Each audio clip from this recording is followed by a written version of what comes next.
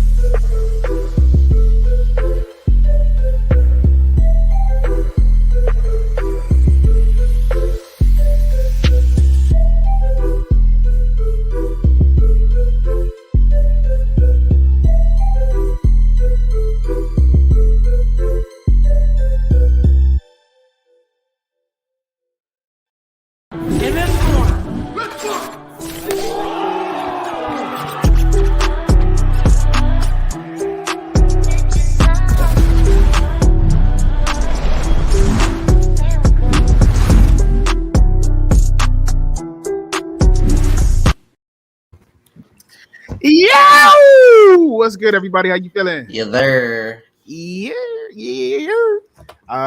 This is Tunde and the Canadian here to you to give you our perspective on the album. How you feeling, Canadian? I'm feeling great, man. I'm feeling toxic. I'm feeling awesome. I am feeling awesome. Man. Okay. What a day. What a time to be alive. Okay. That's real. That's real. And so today we talking about, the album. We talking about both of the albums. There's two albums that's been coming out that came out recently. There's been a lot of controversy.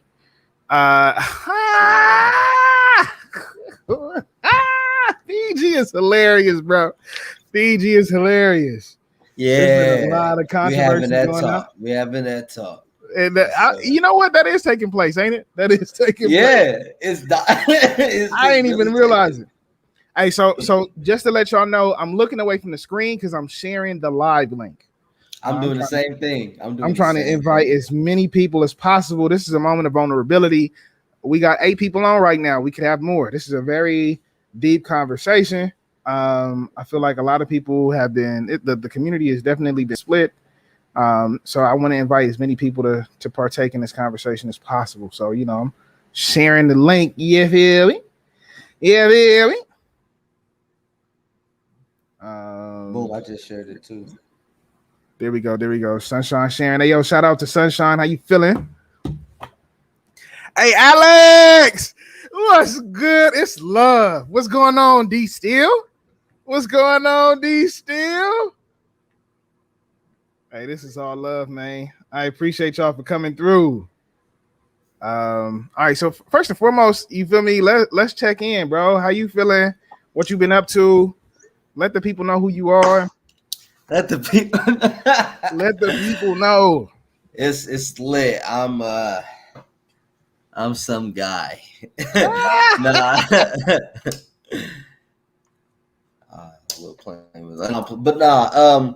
Yeah. I just been filming, man. I stepped away and been on my journey to 185. I am taking my time with that, and I'm mostly just doing filming. Involved in some projects. I'm recording some stuff. I'm filming stuff. Shit. That's Oh, just, that's crazy. I'm ducked off in my little corner, and I'm training too. Though I'm back, I am in the gym, and I'm being consistent with it. I just had a session yesterday, uh, so I'm not gonna talk too much about that. But You're funny, bro. yeah, I'm also the toxic nigga on Facebook. That's more important. Hey, bro said I'm I'm Team Drake. That's what I heard. I'm also Team Drake. I am Team That's what Drake. I heard. Bro said I'm Team Drake, family. So I I invited my other podcast hosts let's do to it. watch this, and they said Donda's better. Hey, It's crazy. have them put that in the chat. So party people, I want to highlight how this Yes, works. How I'm this telling works. them to. Yes, So put it we in the got it set chat. up Talk. where we can share people's comments. Y'all can see it live. I want this to be a conversation. Yes, we'll share our perspective on it. We'll definitely share our perspective on it. But like, I definitely want to elevate y'all's ideas. You feel me?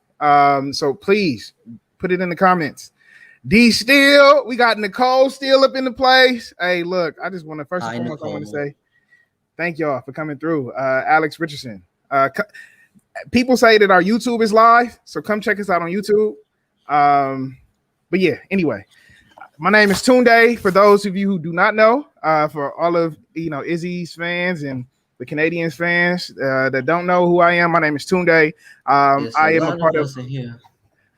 I'm a part of Heart in the Fight. What? It's crazy. Anyway, I've been working with Daniel Castillo. Daniel Castillo created this platform. Him and Omar, they work together on like sharing the stories of different individuals in street beefs, and that's how we essentially got here. We wanted to share the stories of street beefs. We knew that they knew that there was more to the fighters than fighting, and that every time a fighter showed up, that like there was an adversity or some kind of a story attached to them being in the ring, and we were right. They were right.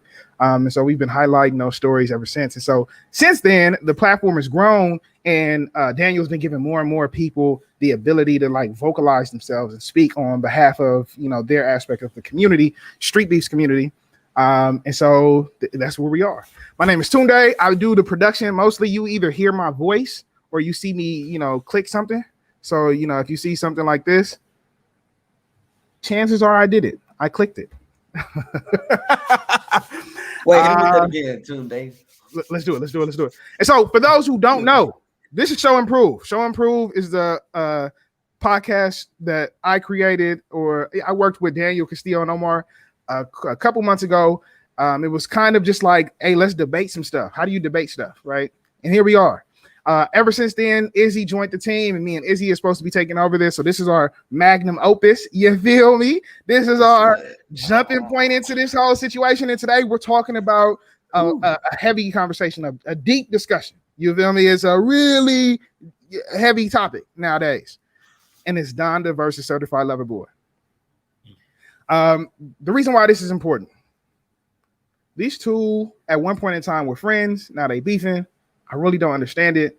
Hey, Canadian, can you tell me your perspective? Drake and Kanye, what's going on between them? It started before that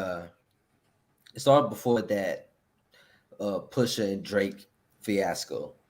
It started a little before that. There have been rumors that Drake has slept with Kim,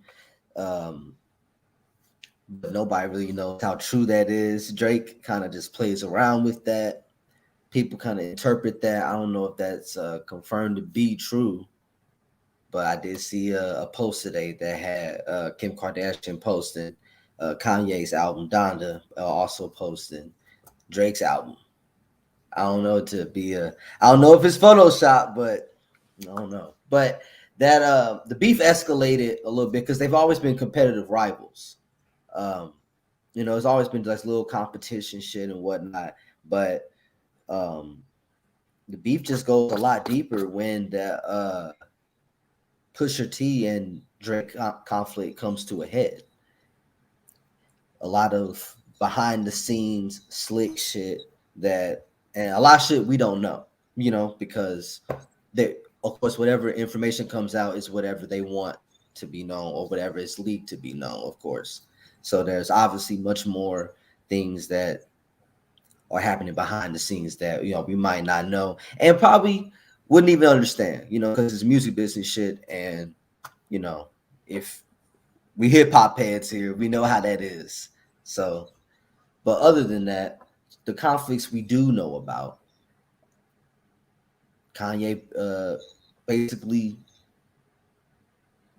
Snake and Drake with not only with having him write most of the Ye album while he was in Wyoming, and then immediately also snaking him on not only his release date, but also feeding information to Push when they got into a conflict and just playing a little slick politics. That's really what this is. It's more so for petty beef because of politics between two fucking rich people. And that's real. But okay, so thank you because I think the beef, setting the context for the beef is really important. Yes. And it is real though. It's not marketed or. Oh, I feel like it is. I feel like it is. I feel like it's real. I feel like this is like, yo, these guys will like swing on each other on site. I don't feel like that at all. I feel like this is all a marketing ploy. I feel like Kanye West understands deep. Drake does as well. Understands deeply how like the personal can be content and how you can sell more when people feel like they're attached to the story of like what you're creating. I feel both of them are aware of that, man. Yeah. Of course they are. I mean, because they are marketing the beef in some form with putting out little slick jabs on the album. So there is a element of that, of course, but like outside of the music, do you think they'll like dap it up? No, I think somebody will want to slap each other. I think they roll around now. Or do I think they're going to get into a confrontation? Hell no. I think security ain't never gonna let that happen. I think they too bickering billionaires, and they ain't gonna do shit. They're like housewives, the Real Housewives of Atlanta. You're hilarious. Yeah, this is reality TV. I agree. I think this is reality TV that we're watching. The real rappers of Whispering Hills, Calabasas, the real rappers of Hollywood. That's more so what this is like. But I don't think they cool behind scenes and just let's fake a beef. I don't think that's happening. Nah, okay. So Derek Steele brought up a really good point. I want to highlight this. He said they don't need the marketing at this point in their career. Drake and Kanye could drop an album without notice, and it would get the attention it needs. That's real. That's really real. Wait, hold on.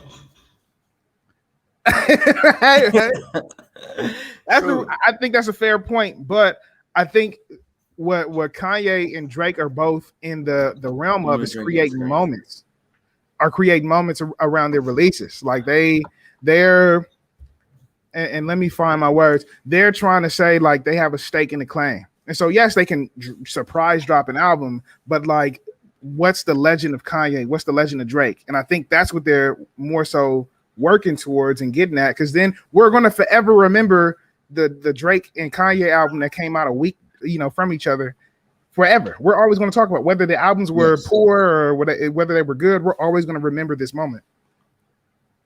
Yes, very true. But I don't think they need that. I mean, but they don't need. I don't feel like at this point in their careers that like they're still worrying about legacy. The legacy is set, low key. Like Kanye, like I mean, to be realistic, like Kanye's legacy was kind of set after Life of Pablo, because because like he was already like, I agree. He popped off with 808's Heartbreak, but then really after Life of Pablo, he kind of it's Ye. Drake. I mean, after what? Take Care, Nothing Was the Same. I mean, what did we really want from him after that? Views. Okay, we can say that. I don't know. It's a classic to me because it's Yeah, I think it's withstood the test of time. I like to let albums breathe for a minute. I'm That's of that important. listener that That's lets important. the album, because that's how you really determine how good an album is. You know, not just hearing it all first listen and listening to all these little technical bullshit and who was talking that shit better, what sounded better. That's also like little other things that determine what makes an album like better, like cohesiveness, how these albums curated, how do they flow into one another, where does it But take okay, us? and I think that's a really good point. And I want to ask you this, and then I'm going to pivot after you answer. Do you Mhm. feel like either album had the sequence? Because when you make albums, the sequencing matters.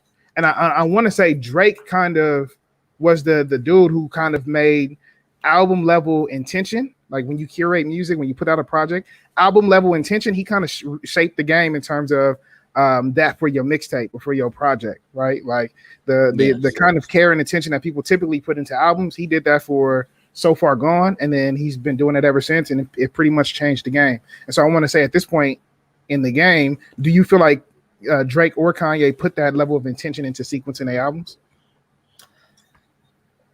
I don't think Kanye did. The songs on it's an hour and 49 minutes. That's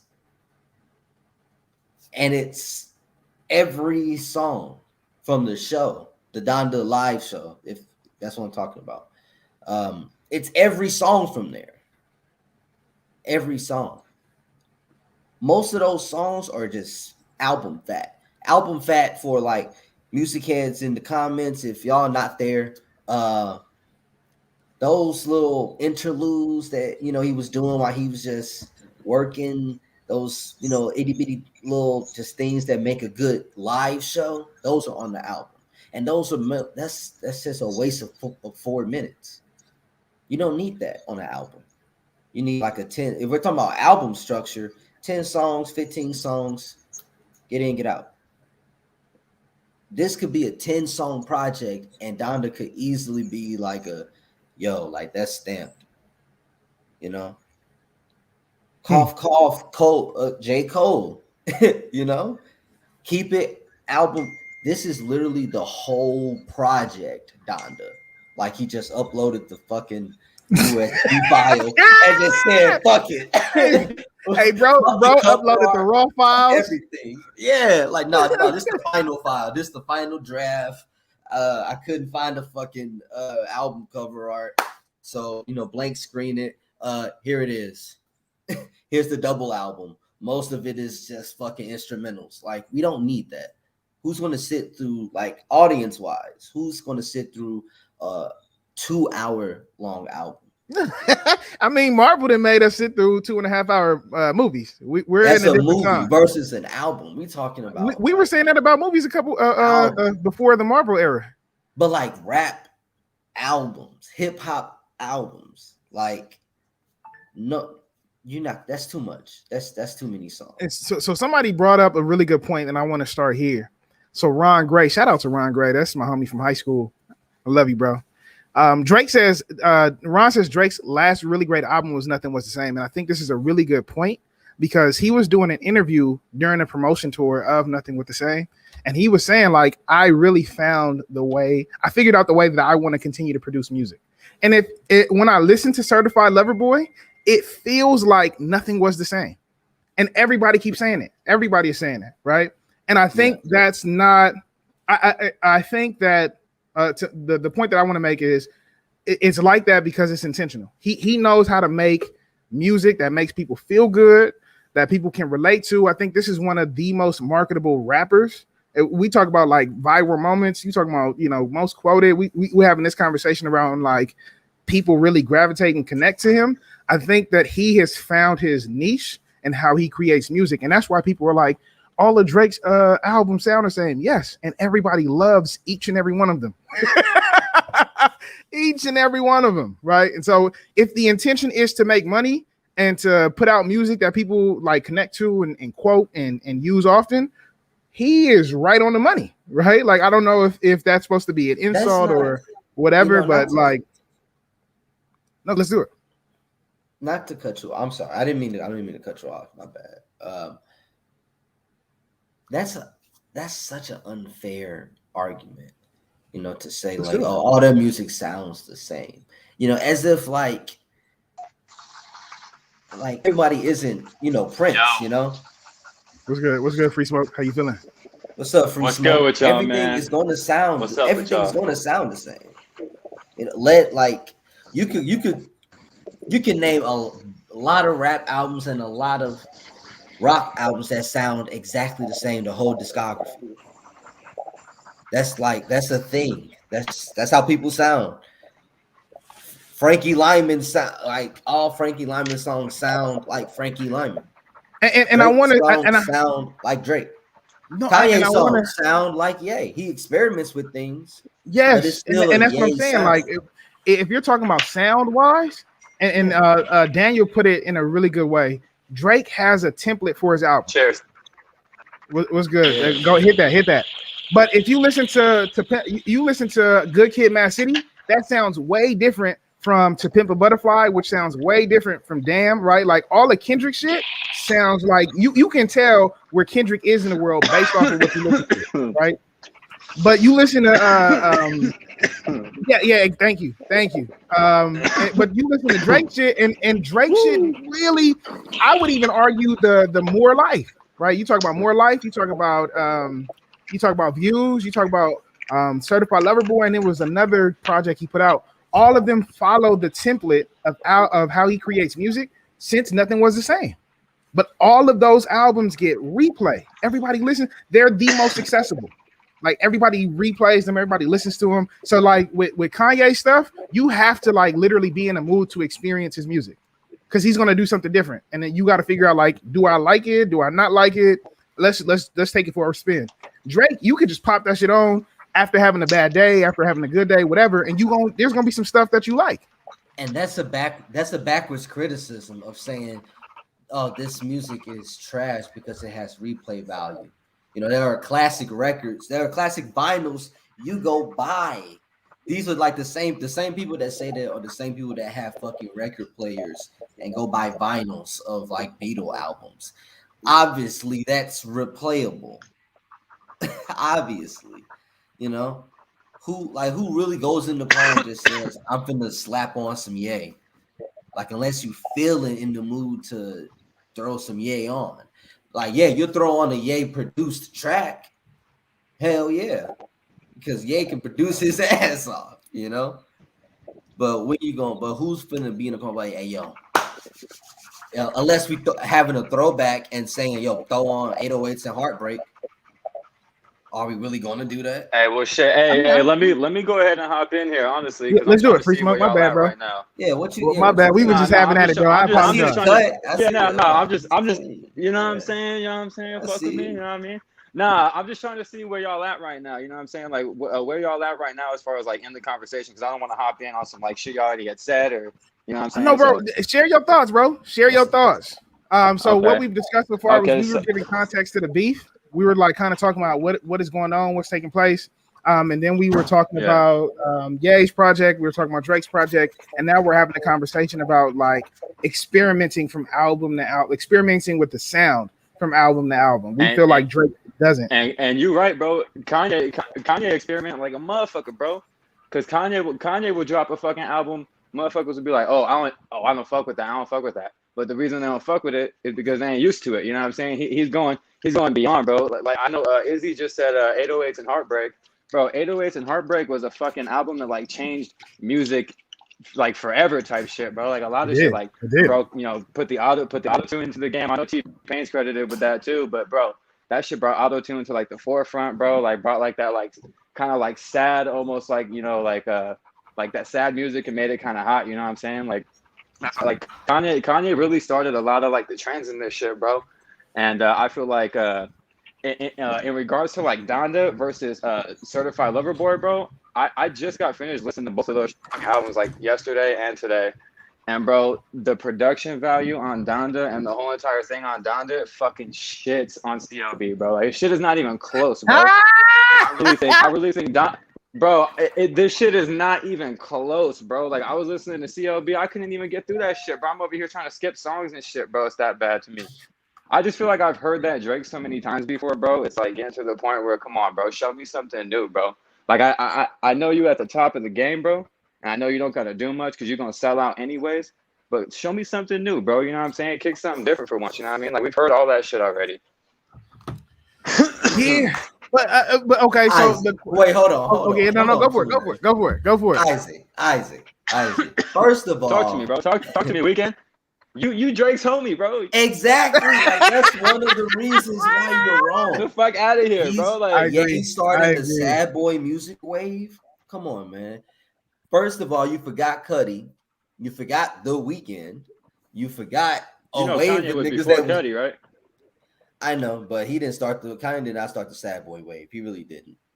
808s and Heartbreak, bro. Come on, man. Let's talk about it. House of Balloons. Come on, let's talk about it. Wow. So Matt Watson, and I think this is a really good point to. I think this is a really good point to make. So Matt Watson said, "Yeah, Matt Watson said Drake has 3. What you mean? He has 3. Take Care, of course. Hey, I don't agree with that, bro. Nothing was the same. Nothing was the same. Nothing was the same is definitely on. Take Care and Nothing Was the Same. That's 2. So Far Gone, you can argue, but it's really stamped. So nah. So Far Gone. I agree with Relax. you. I mean, come on, bro. That shit, nah, bro. That's not a classic. I wouldn't say that's a classic, bro. I think ability, you said, bro. I like you can play any of those albums now. Okay, so you're going off replay value. They'll still be relevant. Like replay value, I think replay value is throw on a song So Far Gone and it'll still hit. Am I wrong, Tunde? So I think we should back it up, right? Because we're talking about classic albums now. We're talking about classic albums now, and I think that everybody defines classic albums in different ways. And so I want to extend this also to the comment section, but let's start it here. What has to happen on the album for it to be a classic? How do we define classic? Let's do that right now. And this is for everybody watching too. Go ahead, Isaac. Go ahead. Okay, all right. I mean, to me, bro, I don't know. To me, a classic, obviously, it does have a lot to do with the replay value as well. I mean, but on top of that too, to me, it's like it just got to be like overall fucking quality, bro. Like from start to finish, quality. You know what I'm saying? Like a type of motherfucking thing that you're not gonna skip no songs, bro. Like you're listening from the album from the first to the end, bro. You know what I'm saying? Even like interludes and shit. You know what I'm saying? Like just a flawless album, bro. You know what I'm saying? That to me is like a classic, bro. You know what I'm saying? Like Good Kid, Mad City, fucking classic, bro. You know what I'm saying? Like I play that bitch frontwards, backwards, and frontwards again, bro. You know what I'm saying? Like in one sitting, bro. Like, you know, so that's a classic, and that's how I see a classic for me. So, how I see a classic. Let's do it. A few things on my criteria. First, impact. You know, like what impact does it have socially? Because we're the consumers. We are the ones that are consuming it. You know, how does it hit during this time? You know, like a good example of that is Jay-Z's old albums. You know, like if you're a New Yorker, Blueprint is gonna hit real different. Like when you replay it now, you're gonna remember some shit by it. You know, and we can do that really with any rapper that's from the states that with anybody, especially the ones we're all from. Like, come on, we can really like that as well. Also, sequencing. You know how albums flow and whatnot. Quality, of course, you know, as to what you were saying, Isaac, quality, but also does it stand the test of time? How does it age? Because a classic album is classic because it ages well. And if it ages well, that's a classic. You can throw on the Nas Ill State of Mind, boom, that's timeless. Yes, you always gonna want to listen to that at some point, right? Yeah, that's what I'm saying. You can put it on at any time, type shit. Yeah. Drake fills those check boxes with. Hey Ron, you ain't lying, opinion, bro. You ain't lying. A couple of albums. I can still play Views because it can resonate. I remember that summer when I throw on Views. It makes me remember the summer of when was that? 2016? Am I tripping? Wait, what album we talking about? Something like that. He talking about Yeah. views. Views. Views. There was views. Drake Views. album. Views. I want to say that was 20. Let's check. We got the internet. Why we 2016, guessing? Right, we doing the internet right now. We got the internet in front of us.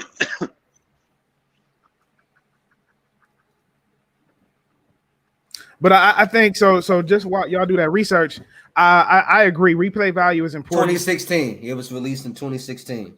I remember that summer when I throw on views.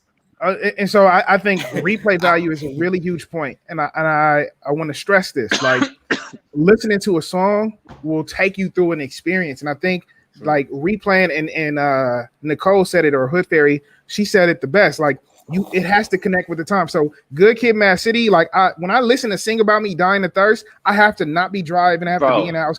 I cry. I literally cry when I listen to that. That shit is amazing, bro. We're not talking about Kendrick versus Drake. We're talking about Ye. Listen. I'm talking about my example. It's an example, bro. It's an example. Yes. Oh yeah. Right. I'm talking about classic, right? Like I can listen to Sing About Me, I'm Dying of Thirst now.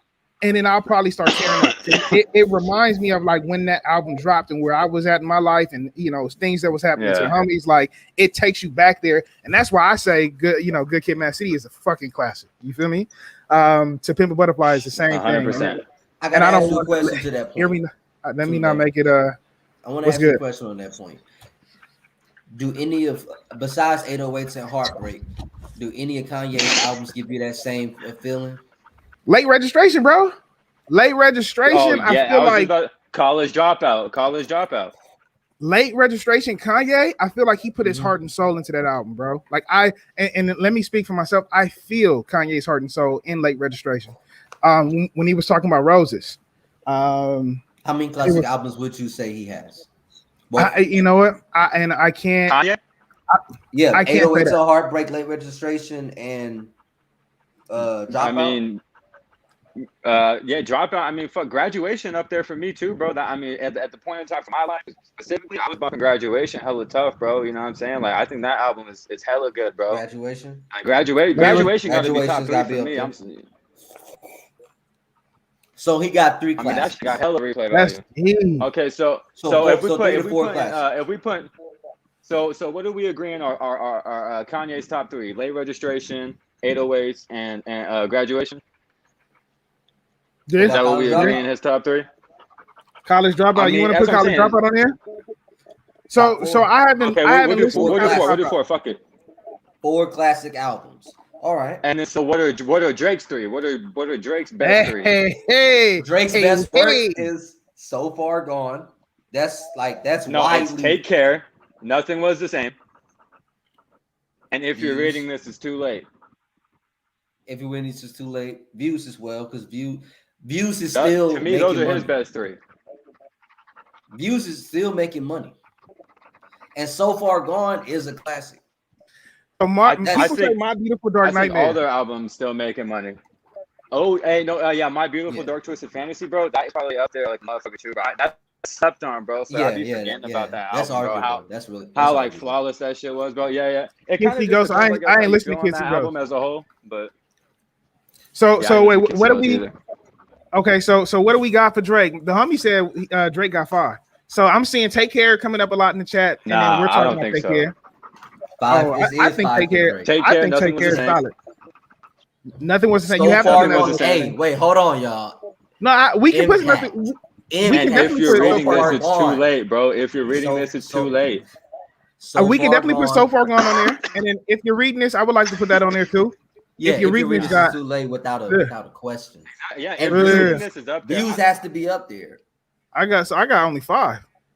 No, hold on, let's go down the track list. Let's go down the track list. Really? You sure? You can't put Views? Drake? Views? One Dance? I don't know, bro. I don't know. We finna run down the track list right now. All the songs of that motherfucker. All right. I need a one dance. Let's run down the track list. Yeah. Keep your play value though, you know what I'm saying? But give me a this or that. Just let me know if you still play that, if you would still fuck with that song, if you would still play that. All right, run it down. Okay. Keep the at family a party, close. I don't know about that, but No, I would not bump that at a party or to myself. Tunde, Wait, which one? keep the family close. Family clothes? Nah. 9. Yeah, thank you, bro. Negative. That shit was ass. You with me? You with me or what? So okay, I here mean, we that's go. cool. Here That's we go. cool. I like that. The song. ones that's Here we automatically, go. you know what? I'll speak this up. The ones that's automatically going on the playlist is Rest and Roll Flows. Y'all gonna bump. Everybody bumps that Nah. still in the club. Controller. The ladies love that one. Pop Style. Child's Play. Views isn't a classic. You know what? I don't know. No, it's so here's not, the bro. thing. It's not. This- It's not. This is why it's difficult for It me. is. This is why it's difficult for me because like the ones that I have highlighted, I know I like. So Late Registration, I listen to that. Crazy. Yeezus. I don't think Yeezus is a classic, but I love the songs off of Yeezus. I actually think if we're talking about Donda, I honestly believe that Donda is a spiritual marriage of the last gospel album he put out and Yeezus. I literally feel like, bro, literally merged those I could two, see that. and that's what we have with Donda. I feel that. I mean, I don't know, bro. Yeezus, I wouldn't even put in my top 5, maybe even not my top 10, bro, for Kanye shit, bro. To be real with you, bro. And if it was top 10, it'd probably be 10 to me, bro. Like no cap, bro. No cap. Yeah, no, I love it. I love it. And so they were saying that. So is that how we're defining a classic album? Yo, platinums too, though. We have to also put those in there. Platinums. So are we saying that they have to have a certain level of platinums? Has it even gone platinum? See, but that's kind of like you. That Views went platinum 6 times. That's kind of like you saying, you know, this motherfucker, you know, Jordan got 6 rings, but LeBron got 4, bro. LeBron probably still better as a player, though. You know what I'm saying? But he ain't got the hardware to show for it yet. You know what I mean? Like that's kind of what you're saying right there when you want to go with platinum. I'm saying Jordan has 6 rings, so he's better than LeBron. And in this case, it would be Kanye. Right, and Kanye is LeBron. Like, come on. Hey, we got some Yeezus fans in the house. We got some Yeezus fans. If you like it, you like it. I fuck with a few songs. You know what I'm saying? Hey, look, I love the album. So now first Matt said it was a classic. Now he's saying it's not a classic, but it's not 10. Hey, it's not a classic, but it's top 10. Bro. That's funny. That That's boy funny. don't know what If we he's go that over dude's funny. That dude's funny. that are literally not going away this summer on both albums. So do we want to get to awards? Next summer?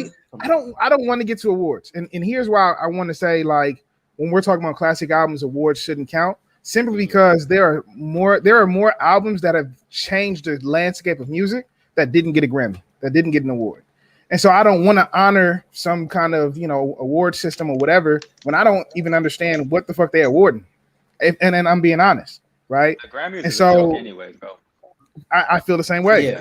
Yeah. But I do think I don't count Grammys. I do think songs going platinum should factor. The Grammys back then was good. So I do think that songs going platinums and albums going platinum should factor in because that's kind of a testament to how many people are listening. So we can talk about platinum albums, but I don't want to get into this whole like Grammy conversation. Grammys. So he said, "Are Grammys rings and are not great Grammys?" I don't think that's the same thing. Simply because like you compete to win. You compete in a competition to win. When you get a Grammy, there's a group of people that we don't even know what they like, all that stuff. And it's like media voting and shit, bro. Like, exactly. I don't think they're the same thing. You're right. If we count Grammys, we gotta count Soul Train Awards.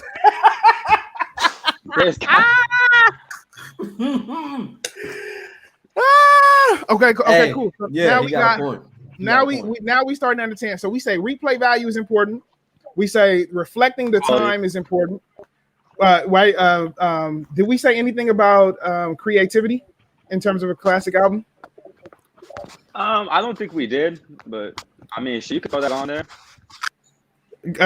Canadian, you agree with putting creativity as a component for a classic album? We said impact, and we said impact. I kind of think that like the creativity is the impact.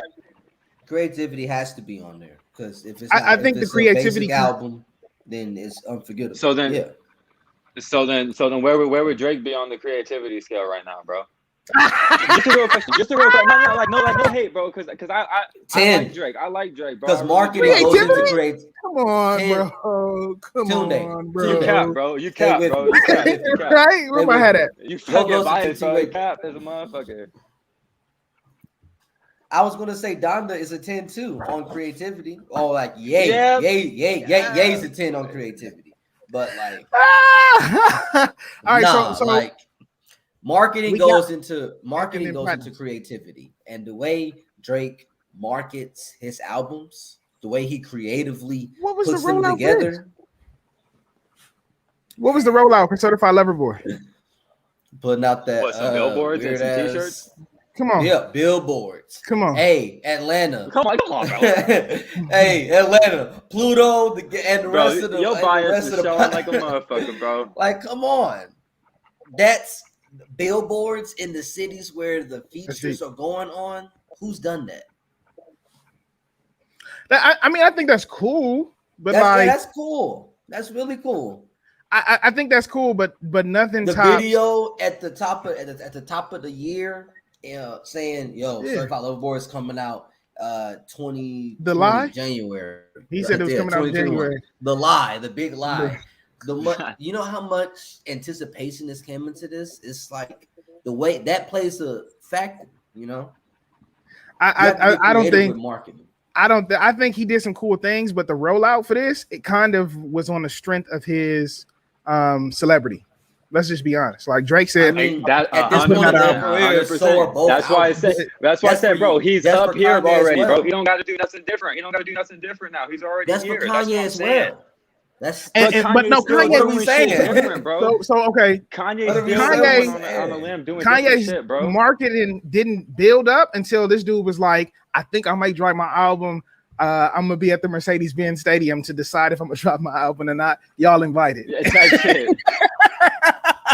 And then everybody came through. Motherfucker go out in the desert and you can't tell me bro, that and drop an album. Come on, y'all know that's a part of the marketing scheme. It is. But I'm saying that's a like rollout. That's a rollout. The sheer chaos that ensued after Kanye said, I'm thinking about possibly dropping my album sometime in the next few weeks. That and the things that happened from there, and then the fact that it dropped and everybody was like, I'm not on the album. I'm not, like, all of that to me was good marketing, because now everybody's like, what song were they supposed to be on? Let me listen to this guy. Like, I think that did a really good job of getting people to pay attention to the album. It did a good job for me. My social media feed was filled with this artist wasn't on Donda, and I'm like, let me listen to this album, because why everybody on and they mama on this? And the thing is, bro, a lot of Drake fans, bro, like just straight Drake fans, are gonna hate Donda anyways, bro. You know what I'm saying? Like, and they're gonna talk. Sure. Not saying that you, Izzy. Not saying that you, Izzy. Not saying that you, Izzy. All right. Not saying and that I'm not a certified Drake general, fan, bro. You know what I'm saying? I'm not a certified Drake fan either. Because like, okay, I mean, biased. I beg to differ, but like I said, you know what I mean, but not like I said, bro. I don't know Donda, bro. I kept hearing from everybody like, oh, Donda's trash, Donda's this, right? And everybody was like, oh, Lover Boy's dope, Lover Boy's dope. But then when I actually got the chance to hear it for myself, you know what I'm saying? I was like, oh, nah, bro, that's the exact opposite, bro. You know what I'm saying? And I feel like motherfuckers just gravitate to Drake's shit right now, bro, because he's hot, bro. And they know he's consistent. Let me ask you a question. He'll do the same shit, bro. You know what I'm saying? He'll keep putting the shit people want to hear, bro. You know what I'm saying? Kanye's at the top of the game like Drake, but he's consistently doing different shit every single time, bro. And people ain't even seeing that. You know what I'm saying? Even when it comes to fashion and music and production, bro. You know what I'm saying? So that's how I see it. But production-wise, Ye is killing Drake on that. Yeah. Fuck that. That ain't even close at all. First and foremost. But I want to ask you something. Tell me what's up? One function. Tell me one function within the foreseeable future. So this fall, you know how we finna get outside in the fall. I already know how you finna. I know what you got the haircut for. What function are you going to play Donda? Are you going to play Donda for? I mean, what function you playing CLB for? Oh, that's plenty. You talking about party? You talking about parties? You talking about going to the strip club? Going to a regular turn up function. Oh yeah, you're right. You're right. I ain't even think about the strip club and shit like that. I didn't even think about that. Cheating, sliding on a sneaky link. fucking You linking up feel with me? Like, hey, like Drake is the theme song, and this is any Drake album, right? Drake is the theme song to like, you feel me? I'm about to go out, and me and the homies about to get some girls. Drake, the theme song for that, right? Yeah. Like, you feel Drake me? is Like, also, okay, cool. But we're not gonna talk about Yeah, how no, Drake is also the theme song I'm not for even trying to husbands that become come across famous as like a husbands. Drake hater, bro. You know what I'm saying? I'm not True. even coming because I fuck with Drake for real, bro. You know what I'm saying? Like I just thought I guess hella albums I rock with. I still bump his shit on the regular. You know what I'm saying? I'm a Drake fan, but I'm also a realist, bro. You know what I'm saying? So I just feel like I'm keeping it real about that. So I don't. yeah. I'm not. And so okay, I'm let's not back a- up. Let's back up because I think there's still debate on whether Drake has classic albums. A lot of people were like, he has classic hits, he has classic singles. He'll give you a solid ass verse, but albums, That's they're like they're saying, and this is going on in the chat. They're saying like, we don't know, and so I want to pose it up here. Let's take this conversation. That's a little weird because most of the singles I can think of off rip that are hits are on albums. They're the single for the rollout for the album rollout. Yes. Hotline Bling. Hey, so right here they said Drake's the theme for girls pre-gaming and getting ready. Yeah, you're right. That's what I'm saying. Like he caters to those listeners. You know what I'm saying? Like whereas I feel like Kanye caters to like real hip hop heads type shit. You know what I'm saying? Like I just feel like it's a different show.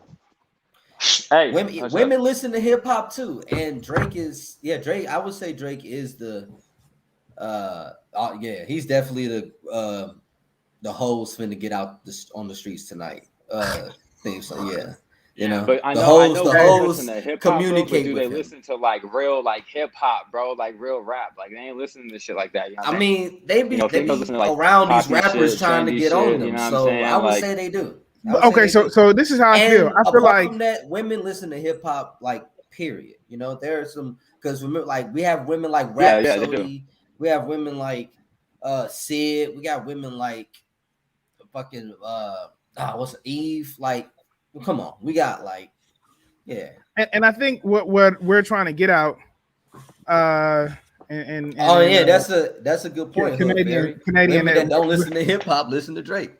And Canadian, she Nicole is checking you because you said Drake is for the hoes. You said something about hoes going out. And Nicole is like, I listen to Drake and I'm not a hoe. So she just checking you, bro. Well, but not only the hoes, Nicole, but I mean they are a majority community. Okay.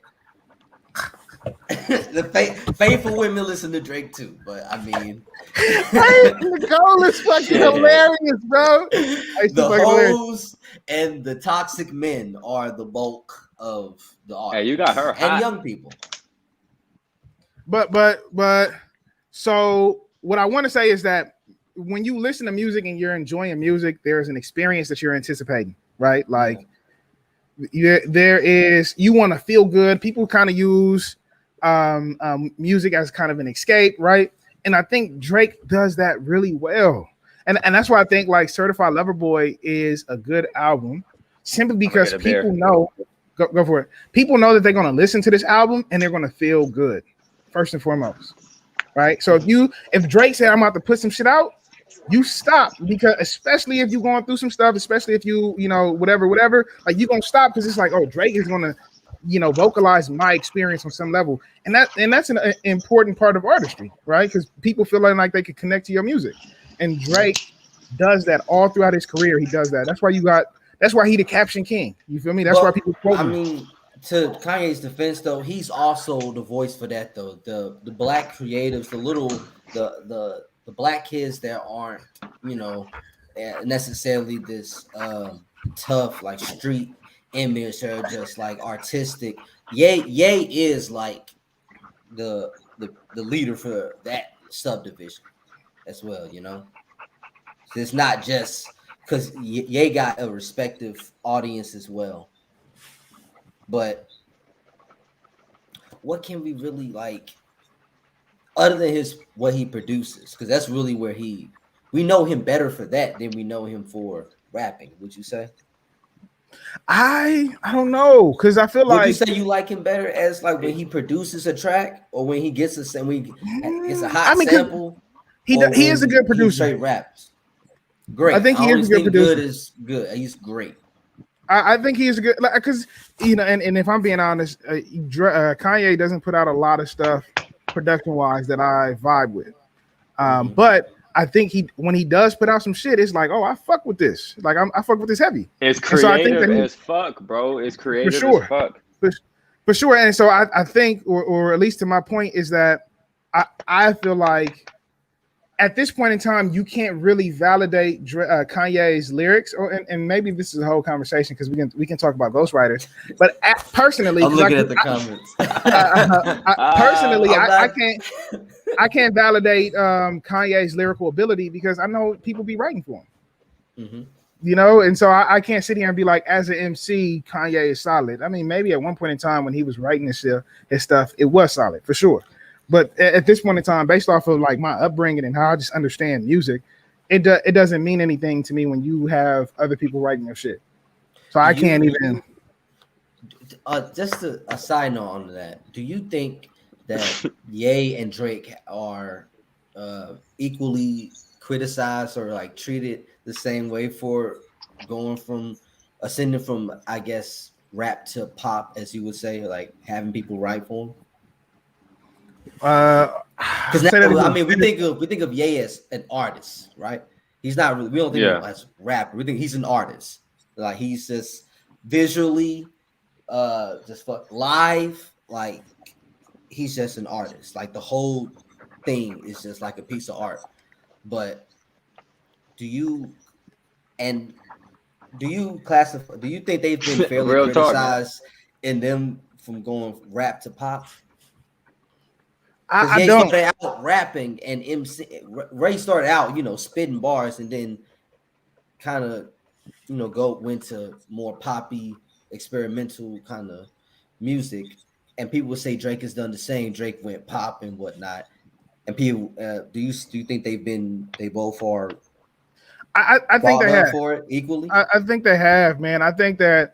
And this is just from my perspective because I'm old school. I'm the dude. I came from the school where like people found out dudes was writing for you, and that ended your career. That killed your shit. Your career ended. You feel me? And so both of them being forward and being like, people write for me, so what? And then they still go on to like make #1 hits. To me, but one group trashes Drake for that, but we don't hear that for Kanye. We just give. I think it might be because we give Kanye a benefit of the doubt. Drake's more open about that too, though. I mean, yeah, you know what I'm saying? Like everybody know Drake more to me too, and motherfuckers just know about that Quentin Miller shit, bro. So like people are gonna gravitate to him and get on him just because of that. That's real. Like for Kanye, we it's those people that know about Sahai that understand that he had people that write for him. Right? That boy. If you don't know about Sahai, if you know, you know. If you know, what's the other dude from Chicago? Ryan. There's dudes from Chicago.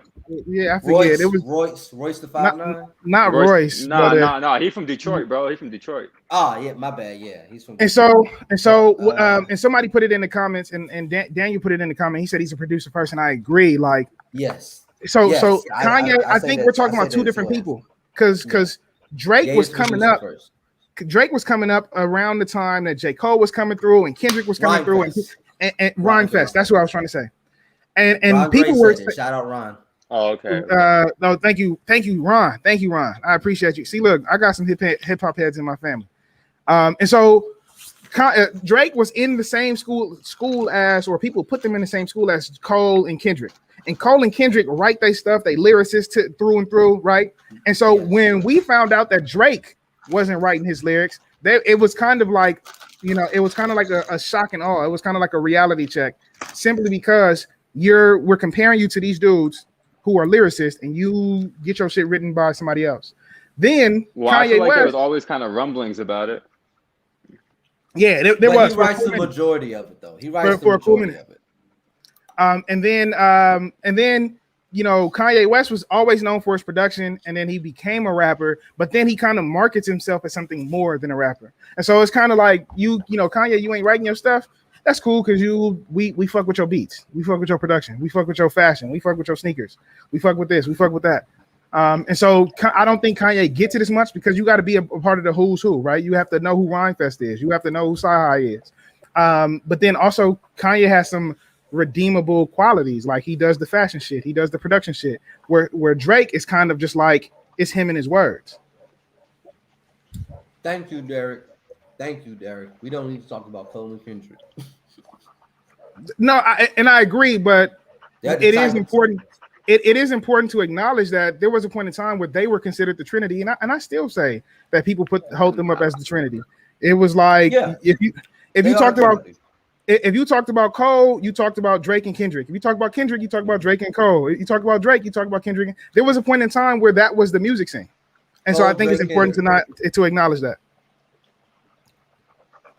But it was never on a lyricism level, I feel like. You know what I'm saying? Like, motherfuckers, I feel like, at least me, I always had K-Dot and Cole up here, bro. I even might have K-Dot above Cole, too, bro. So I got K-Dot, Cole, and then Drake, if we going like that. We're not starting that, guys. You're right. And so what I want us to do is I want us to get directly into our impressions on the album. So let's talk about Donda first. How'd y'all feel? Still keeps saying he keeps saying Drake we don't have classic albums. He said we didn't clear this up yet. He's correct. We didn't identify. I mean, I think we talked about views. If we're going to talk about a classic Drake album, and this people might not consider this an album, but So Far Gone has to be in there. It changed the landscape. We talk about impact. We talk about replay value. We talk about what else do we say? I don't know if he got platinum. Any of the singles or the album. Quality, creativity. Like we have to talk about that. I think some of them problems. I don't know. So Far Gone. If we're talking about classic Drake album, So Far Gone has to be on there. I will accept nothing less. Yes. How y'all feeling in the comments? Has to be on there. Let's do it. Take care. And nothing was the same. Got to be on there, bro. Nothing was the same. You definitely got to put nothing was the same on there. Views has to be on there. Nah, it has a lot. Of I would put if you're reading this. I would put if you're reading this over that personally. I would put if you're reading this. Yeah. That's overviews, of course. I'm sorry, but views is still on there. You got like at least 3 hits on there that went platinum. You got like at least top five. 700 million. Streams like that's something like you have to talk about if you're reading this. You have to. If you're reading this So Far, Take Care, and then nothing was the same. That's what we got. Yo, actually, if we really doing it, what a time to be alive too. What a time to be alive. Ain't that Stop. I'm just saying, man. Like I'm just saying. Stop. Okay. Like, what a time to be alive. You talking about the Drake Future album? That's a collab album. Yeah, that's a different situation. So the homie said views was last on the list. If we went and put Watch the Throne in that motherfucker. Oh yeah, So Far Gone went platinum twice. Just so you know. So Far Gone went platinum twice. Okay, cool. There we go. So we talk about impact. Who's the Land of Vegas? Who's the Land of Vegas went platinum? And so views is last on the list. Is that what we agree? Derek, are you happy? I think so. I think so. Views has to be there based. But I wouldn't even put it on the list for impact. Views on the impact. Views on their last. Okay, cool. So let's transition. I don't know about impact. I was a replay. Donda. Let's start with Donda because I feel like everybody gonna talk up Certified Lover Boy. Let's talk about Donda. How y'all feeling about Donda? I heard Hurricane. It was a fire song. I haven't heard Donda at all. This boy hopped on the motherfucking podcast. Only listen to CLB. Come on, man.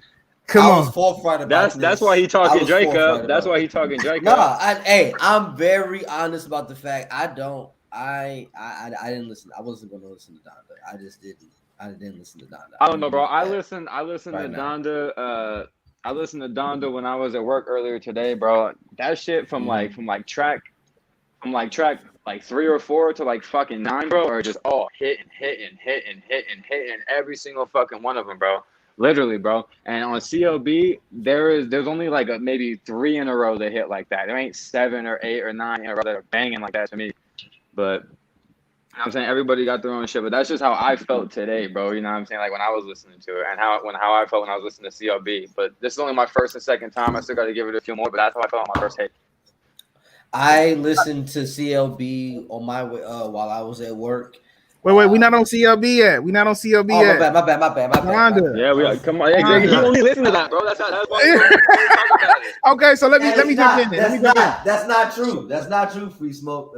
My first listen to Donda, it was tough because I wasn't ready, and this is important to denote. Like I wasn't ready to listen to Kanye stuff. Like I was ready to feel good. You feel me? Like I be listening to music, and it for me is an escape. Like I listen to shit that's gonna make you dance or whatever. Donda is not the dancing album. You feel me? And so I was like, "What is this? The Donda chat?" I was terrified. What demon are you summoning into my home? Right? Like I was not ready to listen to Donda. So I skipped around. I looked for the JLX verse, and I wasn't really feeling the JLX verse. And then that was my first listen to Donda.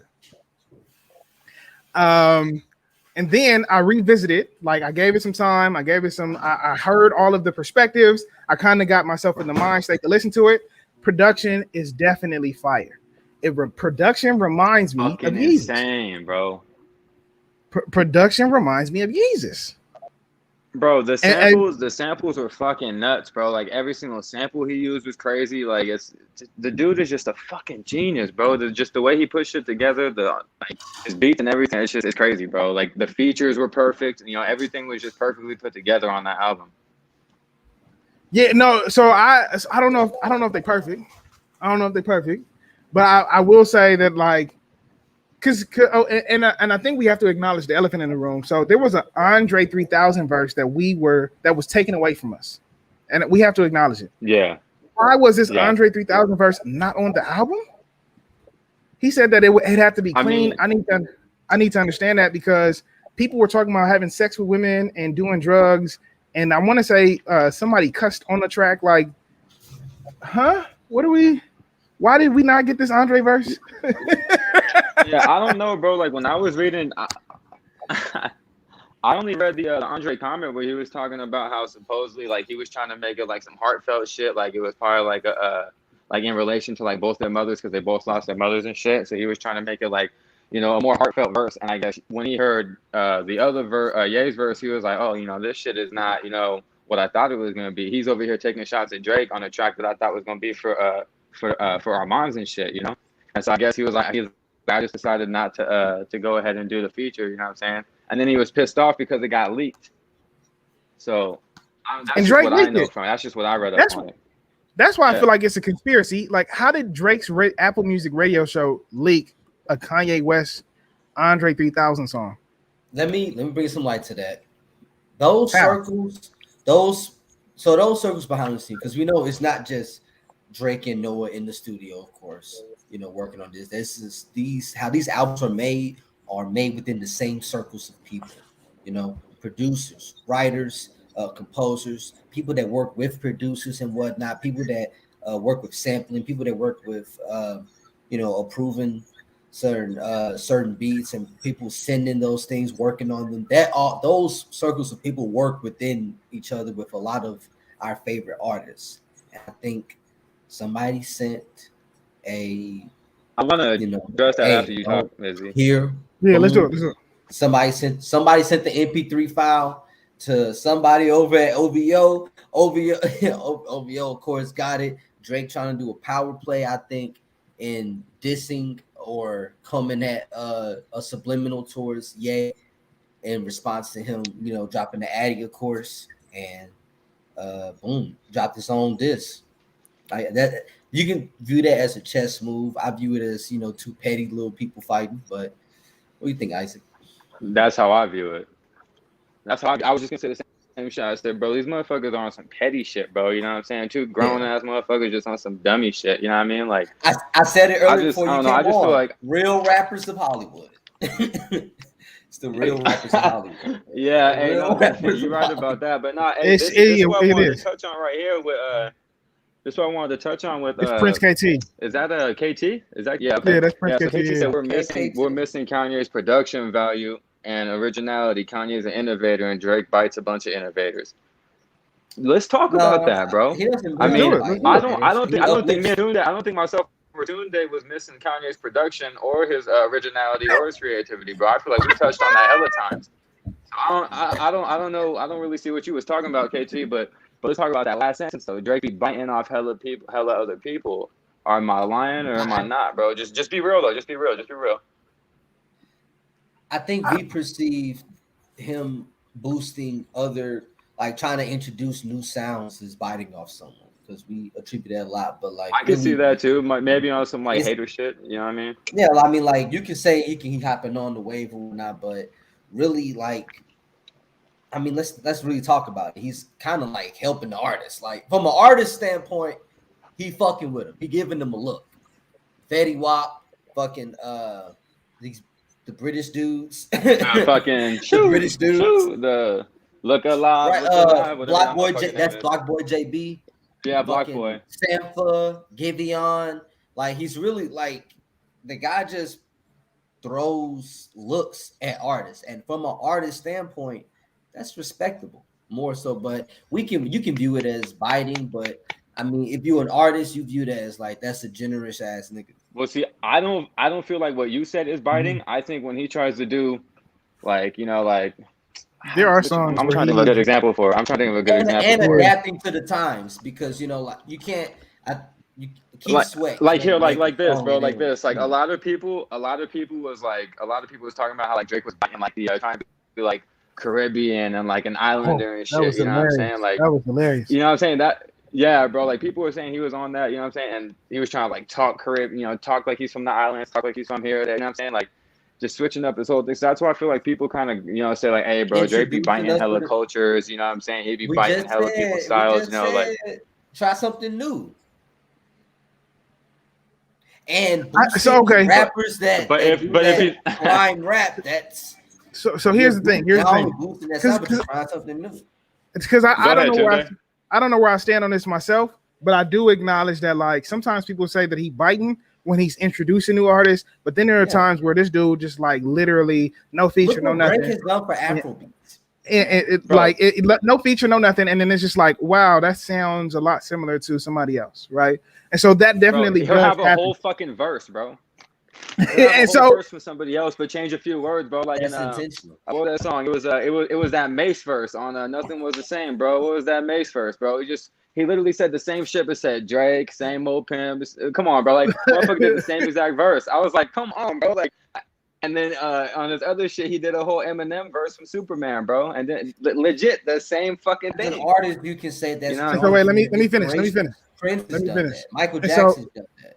Tupac. So there have been some times where there's been some times where he explicitly just bit off some other people, and it felt like he bit off some other people. Whereas like we're talking about doing something different and creating something new, like listening to like you can hear the growth and development from. And I keep bringing up Kendrick Lamar, but that's like my favorite artist.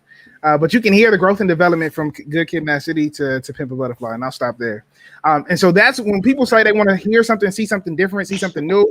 That's that change that we want to see. Like this is like understanding where you came from. This is a likely trajectory.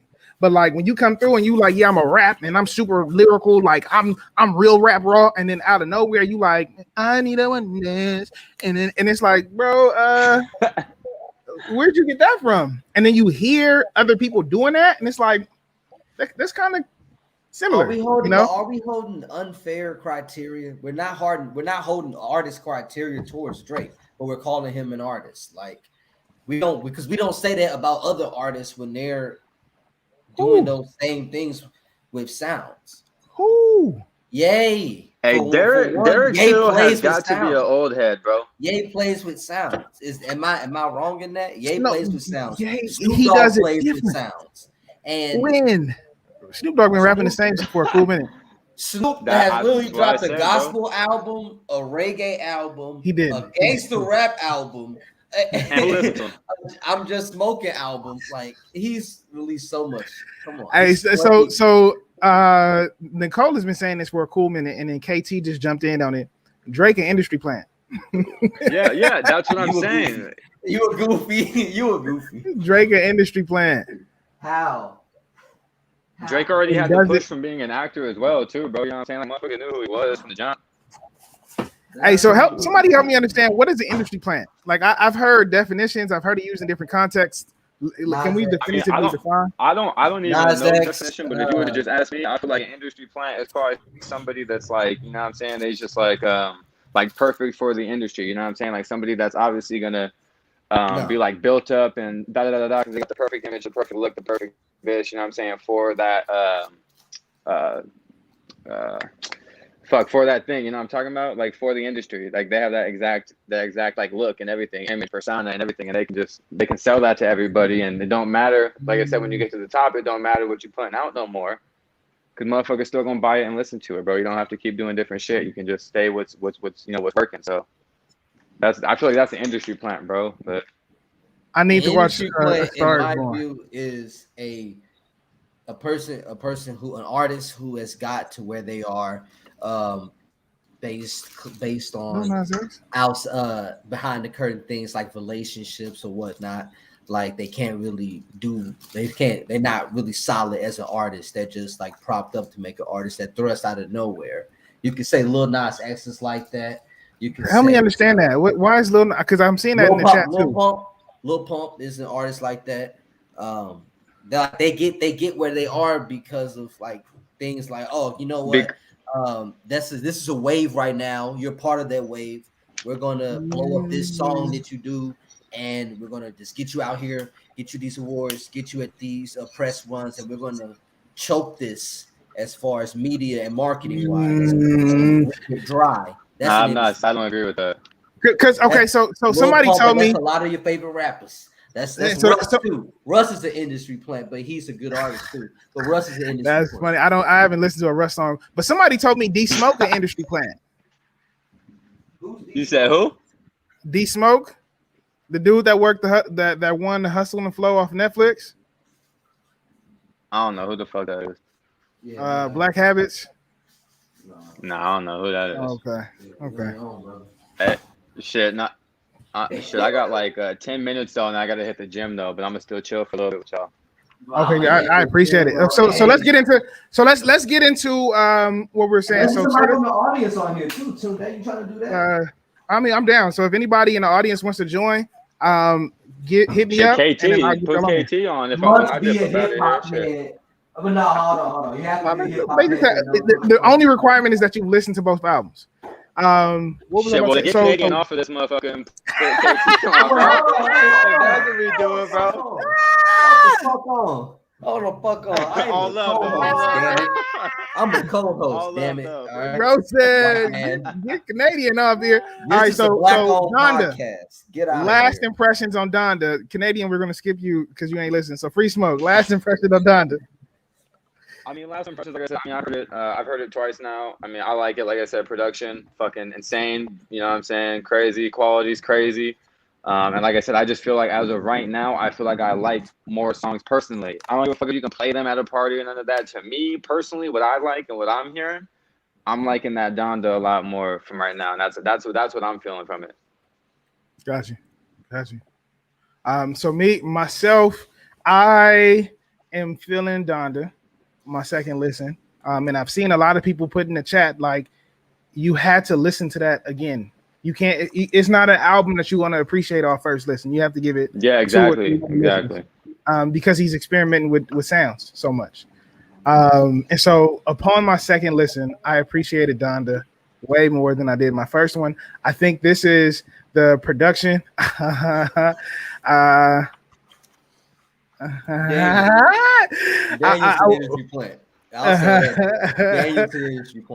So we were, this whole time, I think you take the production from Yeezus, like, and I want to challenge people to go back and listen to Yeezus. It's probably one of Kanye's most hated albums. Go back and listen to Yeezus and then listen to Donda. You're going to get the same feel in terms of production, but he's talking about the same content that he was on his last album. What's the name of his last album? The gospel one, which I actually listened to his last album. What the fuck was it called?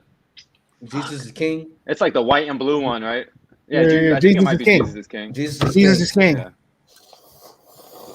It's like alternative gospel. Somebody said it's evil gospel. You're skipping me, and I know the damn album, and y'all don't. Come on, man. Let's really talk about rap. Hey, look, we talking about the last album, but I really enjoyed Jesus. We're not talking about Jesus King, but Donda so far, I'm feeling it in terms of on a production level. Derek said the drums are different. It's like small differences. It's like the oranges and mandarins. You feel me? Like tangerine. It's all in the citrus family. And that's how I feel. And that's how I feel. It's all Donda. It's a tangerine, not an orange. You feel me? The production on Donda and then the production on Jesus is kind of in the same family. But he probably did some things. Boy, is that your third cup of noodles since we've been on this motherfucker? Second one. All right, let's talk about certified. Let's talk about certified, and then we're gonna let the light skinned man himself herald this one. Okay, so I'm not gonna lie though. I'm not gonna say like it's God's gift to music, but it's not. It's definitely it's the top of my rotation. Right now. My top five rotation, because I feel like I need to give some context on what exactly I'm listening to, because I'm not just listening to, Certified Lover Boy. I'm listening to CLB, Pyrex Picasso by Benny the Butcher, Hitler Wears Hermes 8. That's West Side Gun. I listened to the whole Griselda. La Morena by Conway the Machine. Jack Boy 2 by Jack Boy. Man, I'm listening to somebody else has dropped the album. See You Next Wednesday, Belly. A lot of new music. Certified Lover Boy is like the tone of the year. Oh, what the fuck happened? It's the tone of the year. Yeah, because I think that's more so what these last few projects Drake's been putting out. Can y'all see me? Can y'all hear me? We can hear you, but we can't see you. Yeah, I can't see you. What the fuck? Yeah, try to turn your camera off and then enable it again. The albums are like playlists to the year almost, or playlists to the summer at the most. Drake, has done that with More Life. You can say he's done that with Views. Definitely has done that with Scorpion. I forgot about Scorpion. This is like I hella did the too. 20. Nobody talks about Scorpion. We do. You don't hear it, but you do. No, like you hear. All right, we ain't gonna get into this, but now CLB is like a playlist of today right now, right? It's full of toxic shit, because that's what's crowding the market right now. Of course, it's got some love there. It's basically just a diary entry. I was telling this off mic. CLB is basically just like a toxic care package. We also read a post saying that Drake was apolitical. Tunde, it was a really well thought out post and really well spoken post. Tunde would get more into it, but I mentioned that it's Drake has some apolitical raps. He doesn't get into much about what's going on in the world. So it's mostly going to be what's going on around him. And if you're going by that, just going by all right, this is what's going on in my life, as he's done in every albums. It's just some toxic shit, It's just some shit that slaps. He's getting this shit off, getting in his bag. There's some slaps on there that's gonna ring off when we can throw on the mask and go to the club right now, and this shit will pop off. Like we're gonna go down the list right now. Actually, wait, no, not yet. I want to get impressions. Free Smoke is not gonna be here for long, so I want to get Free Smoke up in here too. All right. Yes, like I said, I'll probably give y'all a few more thoughts, and I'll probably get the fuck up out soon. But I guess my thoughts on Loverboy, bro. I was fucking with it. I like it overall. You know what I'm saying? Because I'm always for some Drake singing. You know what I mean? I don't give a fuck. I'll get in my simp mode. You know what I'm saying? I listen to some Drake singing. You know what I mean? And then the rapping shit was cool. There was just I just feel like I said, I just feel like he didn't like step out of his realm enough for me, bro. Like I feel like I said, I felt like I've heard it. You know what I mean? Like I just felt like the shit was the same, bro. Like just like Daniel was talking about, bro. That shit like your noodles, bro. It's all the same. But you know what I'm saying? I don't know, bro. I seasoned it very well. That shit just wasn't hitting right for me, bro. You know what I'm saying? Like, at least I listened to the whole album, but I only listened to CLB one time. You know what I'm saying? But So maybe I got to give it a few more listens, see what's good on it. But first listen, bro, it's like maybe like 7 songs, whereas like Donda was like 13, 14 for me, bro. I liked a lot on that shit. You know what I'm saying? And I don't know, like as of right now, bro, I'm not really. Yeah. You said what? No, I was agreeing with what you said. The age test is going to really play a factor. Yeah. I mean, and at the end of the day, bro, I mean, his shit was good. Drake always made good shit. It's not like he's making bad shit. Like what I'm saying is I felt like he could tap into another level, bro, and still go higher than what he's given us. You know what I'm saying? Like I felt like there was so much anticipation for this album, and I just wasn't like, once it dropped, I feel like the hype didn't deliver to me. You know what I mean? As of right now. So that's just how I was looking at it. But I mean, I guess I could leave y'all with this thought. I mean, everybody listens for different shit. You know what I'm saying? We all got a different ear. You know what I'm saying? Everybody listens for different reasons. Some people like the beat. Some people like motherfuckers' lyrics. Some people just like the artist, so they gonna like Izzy. Motherfucker just like Drake, so they gonna listen to him. But like everyone listen for different shit, bro. So that's just how I see it, man. So everyone's gonna have a different opinion, but yeah, that's just really how I'm feeling on it. What's up? You gonna get the hard part? We are waiting to know. You want me? Because you're up there. You want me to do it for you? I'll put it in the back right here. You know what I'm saying? Yeah. You know what? are you fighting that? I'm fighting Viking. I'm fighting Viking at the OG yard on the 2nd. So I'll put the heart in the back of my head for you, bro. I got you. Bet. That's funny. Hey, you already hear it, folks. Free smoke. OG yard at the October. That's in October, right? October 2nd. Yeah, October 2nd, bro. Plug it. Hell yeah. October 2nd, bro. October 2nd. I'm gonna go out there. I'm gonna get that boy to work real quick. I was supposed to fuck up Menace Mike. That boy didn't show up. So somebody's stepping up. So they're gonna get it. So somebody has to get it. It just so happens it's gonna be Viking, bro. You know what I'm saying? So that's just it is what it is. Hey, Free Smoke. Final words. What up? Donda, CLB. Which one? Right now, bro, you already know what I'm gonna say. I'm gonna go with Donda, bro. I like Donda. You know what I mean? Like, I'm probably gonna go to the gym and I'm probably gonna bump a few of those from 3 to like 7 or 9, whatever I said it was. One of those songs real quick before I go in that motherfucker too. So you already know, bro. I'll take a dab for you right now too before I get up out this. That's funny. Yeah, I mean, so I'm gonna let you handle your business.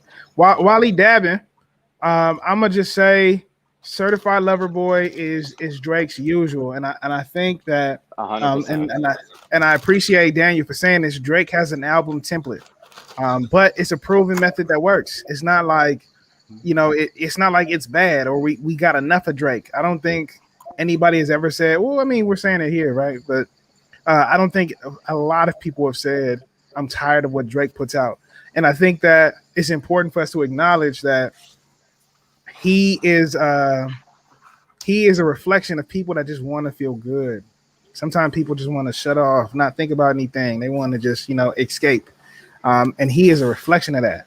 He and somebody said, or the post that we read today said this, like nothing was the same, and Certified Lover Boy could have swapped in terms of drops, right? Nothing with the same could have dropped today, and Certified Lover Boy could have dropped in 2013, and it would still have the same level of impact.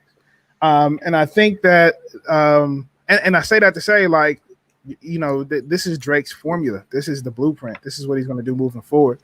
There was nothing, as I listened to the album, there was nothing outstanding to me. Like, everything just felt like Drake.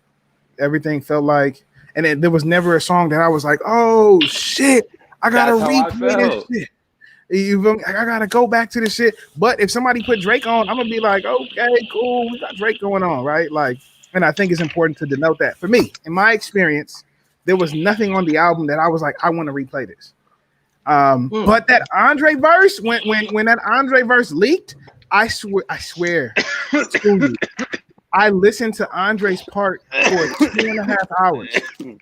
2.5 hours. I replayed the whole 2 minutes and 30 seconds from the start of the track to the end of Andre's verse for 2.5 hours straight. And I really wish that he would have dropped that, right? But as far as like on Drake's album, something that made me replay it to that extent, nothing. It was just like, okay, cool. This is Drake. Shit. Well, like I said, y'all, I'm about to go ahead and hit the gym right now. I gotta get the fuck up there. So y'all be safe, man. I appreciate y'all having me on. You know what I'm saying?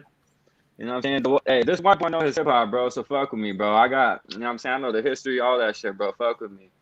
So let's do it. Let's do it, man. Let's do it again, bro. Let's do it again, man. I fucked with it, bro. Izzy, when you coming back to West Coast, bro? Tribunal. Huh? Izzy, when you coming back to West Coast? Oh man, I don't even know. When I'm 180. When I'm 180. Shit, well, hit me up, bro. I told you I already got you with that. Hey, Tunde, brother, I hope to see you again out there, bro. Good meeting you last time. Good chopping it up with y'all. Hey, yeah, it was solid, bro. Motherfucking Izzy, go listen to the fucking Donda album, bro, and come back you got to, bro. You got to. I will. You got to. When I'm, all right, y'all be safe, man. Y'all be easy, all right? You too, man. It's good having you on, bro. But yeah, man, I think, you know, yeah, I mean, that's just how I feel. Donda over CLB. I think we know where you stand. We know I where want you to expound on it a little bit because it's not just blind. It's not just blind. You know, I like Drake. We Play Value definitely goes to CLB in my opinion because I do know how the album sounds. I've seen the shows and whatnot, and I've listened to people that are ingrained in the culture, like people that are really behind the scenes and are talking about it, you know. That's a live show, but eventually you're gonna stop touring. And when when Kanye stops touring, we don't really go back to those songs as much. But when Drake stops touring, we still smack. Them bitches still smack. They still smack. And going down this album, I view it more so as a playlist, to be honest. It's just like just a toxic playlist. Champagne Poetry, I feel like he still keeps that intro game solid. Drake is known for being one of the best openers and closers on albums. I hope you beat that fly ass. Bro, it's gonna be my street beef introduction. Intro wise though, Drake is like the king of starting and finishing it. Champagne Poetry gets into some bars. Poppy's Home, that's a diss towards Kanye. It's cool, you know, it's a passable record. I wouldn't say replay value much, but Champagne Poetry, high replay value. Girls Want Girls. Twitter is on fire and create a hashtag because this nigga is saying he's a lesbian.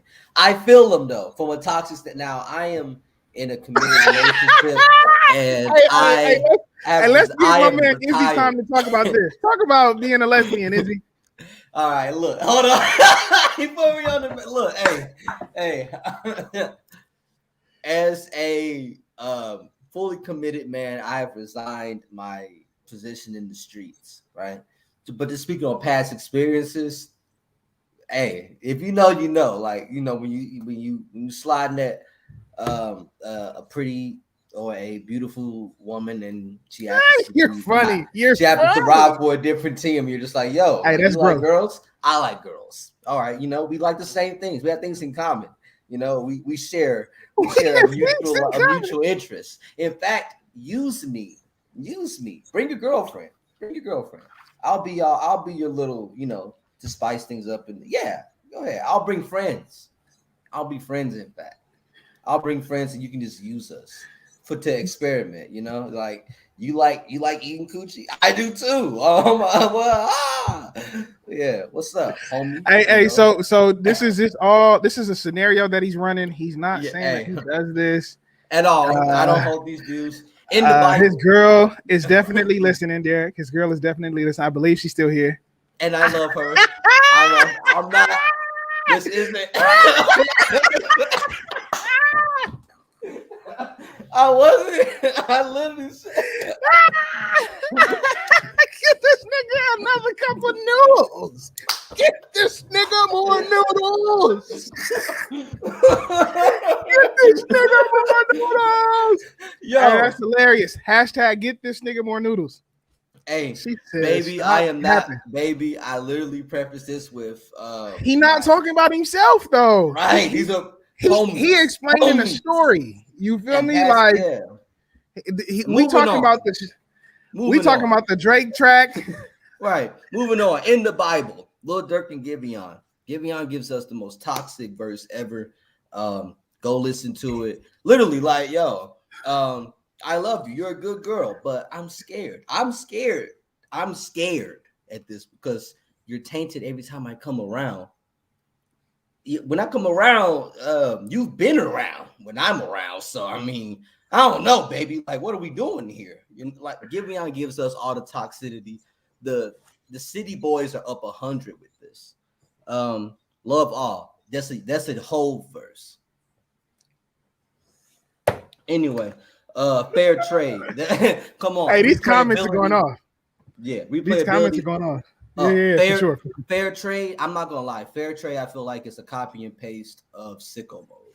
I hear the same bridge. I literally hear the same bridge, the same flow on it, and I'm not. It's like it's standard. It's like you could have left that off or like saved that for like, you could have did something with that, but yeah, I don't know. But it's still a good song, and I like it. It's something you can bump driving. It's a good vibe music. Replayability is going to be on some. I'm going on a trip. Way Too Sexy. The video matters. That fly jabbing your ass matters as well. That fly matters. The fly matters. Hey, Kawhi fly Leonard matters. The Kawhi Leonard in that video is hilarious. And that Drake cologne commercial in the middle, that's funny. That's so funny. I didn't see the video. I just saw the Kawhi Leonard pieces. In the middle of Kawhi, like that's a Drake cologne video, and it's hilarious. It's like, the humor in this album, and like much to how he did with Scorpion. That replay value up. TSU, the Toxic Anthem. That's going to be a summer anthem. I watched her climb on the pole and get to sliding down. Come on, man. You know how many women we know that do that? Like, so mind you, I want to make a disclaimer. Other people that I know. You got to make a disclaimer. People climb on the pole and get to sliding down. Whose mothers and fathers aren't in their lives. You support them. You want to see them do well. They want to see you do good for yourself. These individuals allegedly want to see you do well. You trying to make stripping a hustle, but daddy's not around, mom's not in your life. You guys know, ideals or like whatever. You climb up the pole and you come down creatively. I support it, right? That's an anthem. In Too Deep. I'm not gonna lie, I don't think that has a lot of replay value. It's a nice Future and Drake layup, but it's just a layup. Pipe Down, that's gonna resurge. When it gets to a video, that's gonna resurge. That's a toxic anthem, and he's usually talking to the ladies. How many Rolexes do I have to buy? It's for people that aren't us. We're broke. And we can't participate in this. A lot of this is toxic, is rich, toxic shit. We can't participate in it because we're poor. Yeah. But for the rich people, the rich individuals that I know, right? How many Rolexes do I have to buy you? How many times do I have to take you to Turks and Caicos? How many times do I have to bend you over a balcony in Paris for you to just be quiet? For you, how many diamonds do I have to put on you for you to just turn the volume down when I need silence? Like I hear your thoughts and I respect them. I encourage them. But damn, can you shut the fuck up? Once, maybe. I let you drive the Rolls Royce. I let you drive the Phantom. You can be at least a little considerate. It's just a plea for consideration. Yeba's Heartbreak. I love Yeba off this one song. I'm going to go dive into her work. And that's another thing that Drake does that we were talking about, how he introduces things. This isn't biting off anything. Yeba is literally just singing. He's introducing somebody. Hey. No friends in the industry. That's a bar. That's high replay value. Knife Talk. high replay value. 7 a.m. on Brittle Path, high replay value. Race My Mind, I'm not gonna lie, I don't think that's just a filler. Foundations, filler. Get Along Better, a toxic anthem. Ty Dolla $ign is giving toxic bars that we need. Tunde, you needed these bars. I needed these bars. But and when I say Tunde and I mean our group's a circle of individuals, allegedly, right? I don't know what we're talking about. Like your group of friends and individuals who allegedly like their friend, like a woman's friends more than they like her. My group of friends that I know, like my group of like individuals I associate with. I like you, Phoebe. I like you, strong woman. Introduce her to a new audience. Come on, stop it. Anyway, I like you, and it's not personal. What song are we talking about? We're talking about Get Along Better featuring Ty Dolla $ign. It's the 17th song on the album. I get along better. Yeah, I get along better with your friend. I get along better. This is not personal. This isn't this isn't personal at all. This ain't about revenge. I just get along better with your friends. Hey, y'all got a moment right now. Y'all got a moment right now. And I'm gonna stick beside him. I'm gonna stick beside him. Hey, get you one like her. You only live twice. That's high. That's gonna be high replay value. I Miss You Too, featuring Kid Cudi. That's gonna be a hit on the album. Come on, Tunde, fucking fans. Hey, look. All I'm saying, bro. Because I let you go through your whole little situation. It's a great closer, and I'm gonna leave it with this is a high replay value, future classic. This is a toxic playlist. We can get into toxic things. So my thing is, I don't think I connect to the lifestyle, bro. Like if I'm being not you, but I mean, I know and circles. I'm just saying, like for me personally, to connect with the music, like on a general level of just like being able to listen to it and feel good listening to it, I can fuck with it. You know, I can connect with, well, not connect with it, but I fuck with it. If I'm on some like I'm out to just, you know, get away for the day, or I don't want to think about what happened to me or whatever, I can play Drake. I probably wouldn't go to Drake, but I can play Drake. But the stuff that he talks about, and I remember one time this dude said like, I don't make music for niggas who don't get pussy, and I took offense. I said, hey yo, Drake. Hey, anime niggas are toxic too. You feel me? So ever since then, like me and this dude we ain't seen eye to eye, and that's nothing personal. It's nothing against his music or anything like that. I just like don't. Friends better. He just makes music that lyrically I can't connect to. It's just like I like the whole friends. I think your friends better situation. It's like I've never been in that situation. I mean, well, of course, but I understand. But allegedly, I understand that other people have, and yeah, of course, you feel me. Yeah. I haven't been in a situation, but I understand other people have. There was one song. Right, you're funny. There's one song where like he was talking about a girl. You know, why does this girl keep coming back to me when she's drunk? That's never happened to me. Like I did. There are things that he's talking about that on a personal level I can't connect with. But I know other people experience and that they feel, and then they like connect with the shit. They love it. They eat the shit up.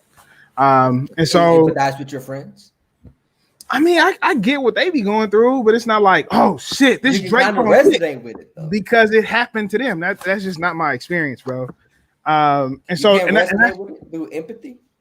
No, you can, and that's what I'm saying. Like I feel it. Mm-hmm. I know it happens. I know what's going on, but I'm not gonna sit here and be like, it's not gonna invoke an emotional experience within me because that's not me. You feel me? It's gonna be like, oh yeah, my homie went through that. my homie went through that. It has not. It definitely has. Hey, I want to. Let's get Anta on here. Is Anta free to get on? Hey, Anta is hilarious, bro. It's Anta. My bad, Anta.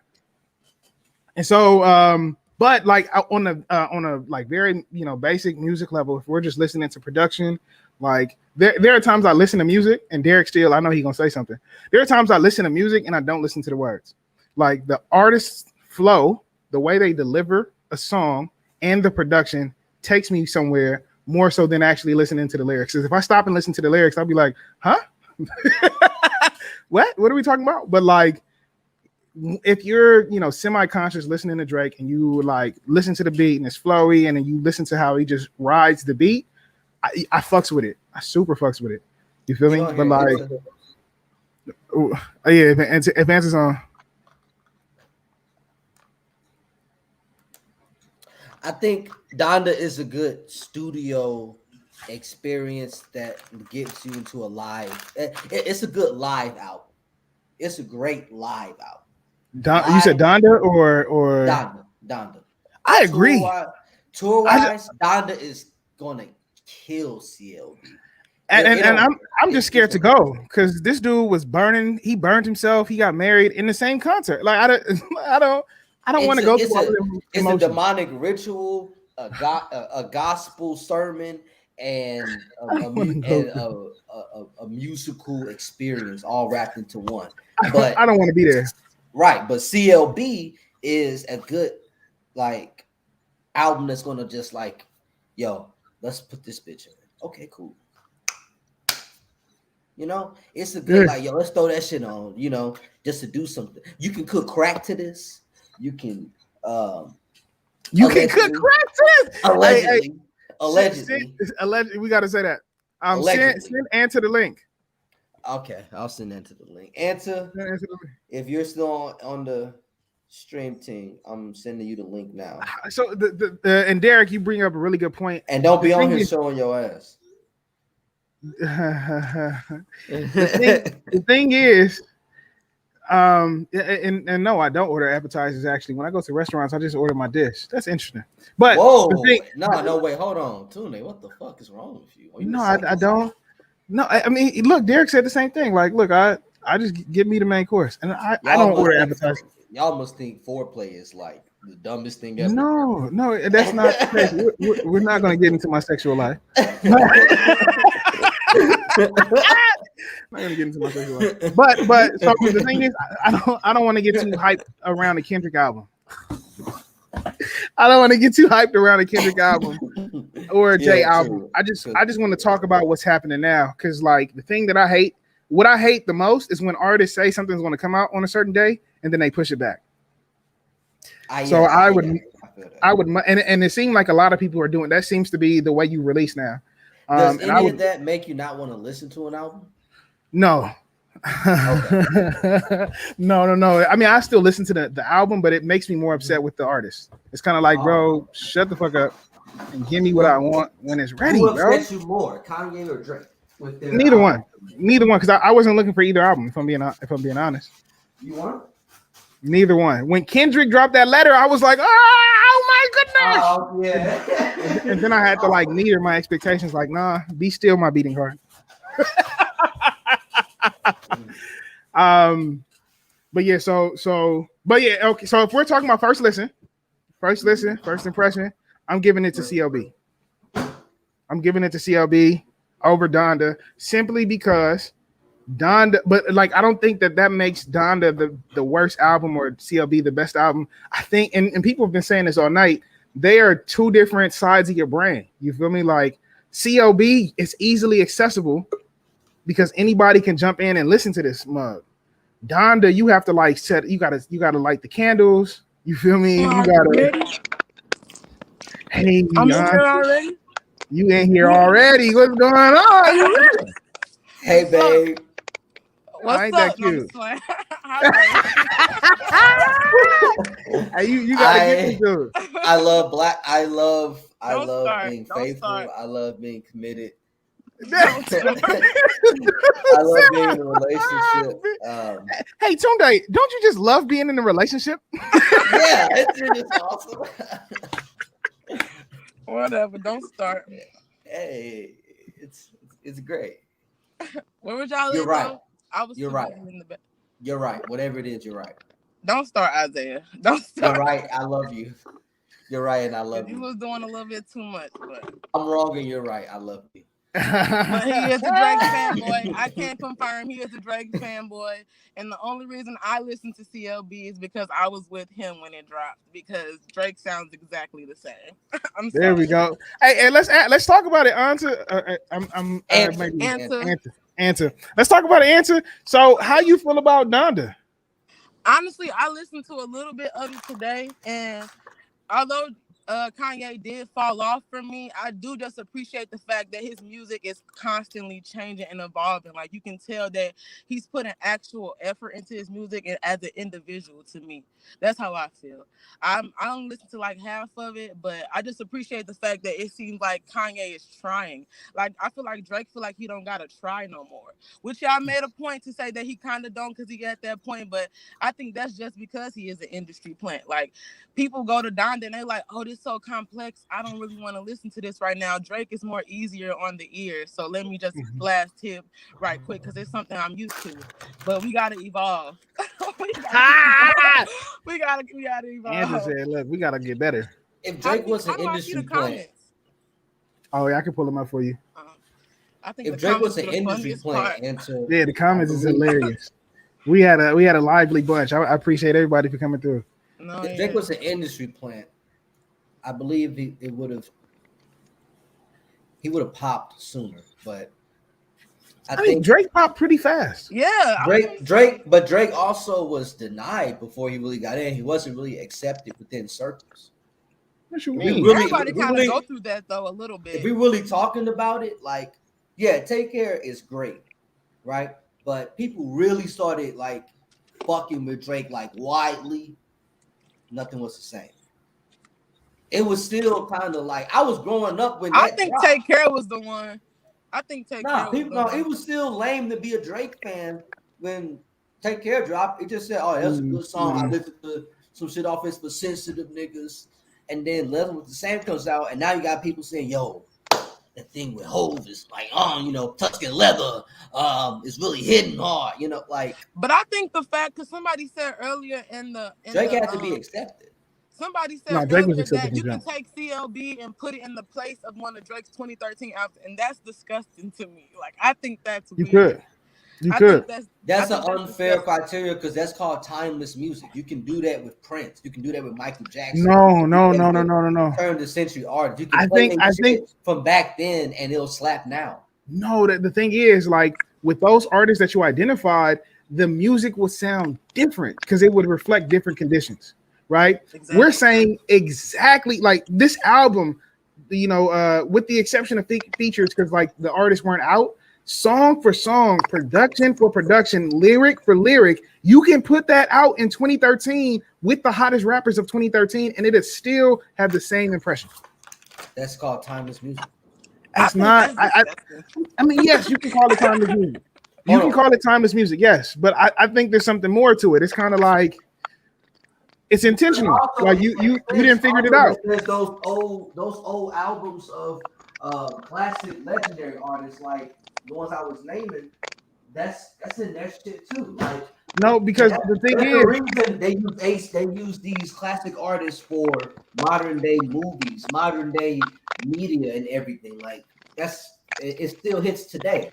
The thing is, Iron Man, AC/DC's track from the 70s was leading the market. I can't hear you, bro. Obviously, something going on in your background. Yeah. Yeah. I feel like timeless is a word, but this is what I'm saying. If Prince was to come out today, right? Like, or if Prince was to make Purple Rain today, it'd sound different. It wouldn't even sound like what Purple Rain was. That's what I'm saying, right? The reason why Purple Rain is timeless is because the considering the time and the stories and all this other stuff around that album, people play it, people replay it because it sounds good. And when you start to understand the history and the context of when that album dropped, people appreciate it more, right? But Drake. You cannot talk about the history. I mean, outside of the beef between him and Kanye, you cannot talk about the history or the context of this album. Drop it in 2013, put the hottest artist in 2013 on there, and it'll have the same impact. That's what I'm saying. And I don't think that is timeless. I think it's more so saying that Drake is formulaic. I see what you're saying. But culturally, you also got to see where it's at culturally. Like albums aren't just listened to on a personal level. It's also when you go out. We hear a lot of old classics in our everyday lives. Macy's, we hear Mariah Carey's whole discography. This is why we go into the damn cologne section. We hear a lot. We hear in the club. We go through the 99 and the 2000s all the time, while like allegedly other people in my circle are getting some ass like thrown at them like a fucking MLB pitch. Hey, Anthony, I need you to box me up. No, like no, look, like yo, there's a reason why some culturally and regionally music like hits more in certain regions. New York, for example. Dipset going off in the club this Friday. That's going to slap different than if it rang off over here on the West Coast, right? Mm-hmm. Where so if all three of us went to a club, right, drinking some Henny, right, being faithful and committed, and some old school or some old school E40 came on, club's going to be jumping, right? That same value is applicable to Drake.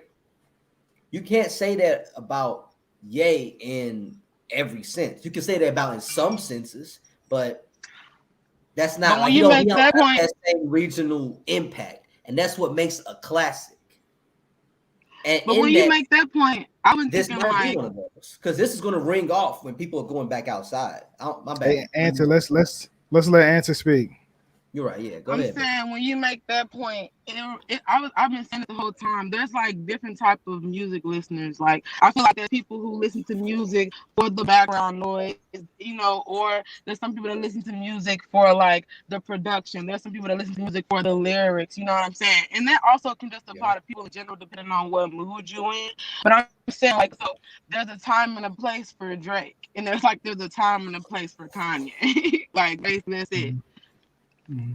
That's what I'm saying. That's when you make that point. Experience. You have to be in certain settings to experience music differently. There are different listeners, but music is an experience in different settings. A Kid Cudi album ain't gonna slap the same in certain settings. You got to be in a certain setting for certain music.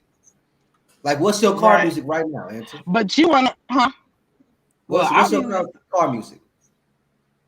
I've been listening to somebody named Liv. Nobody know her, but I listen to like R&B, alternative R&B. Liv.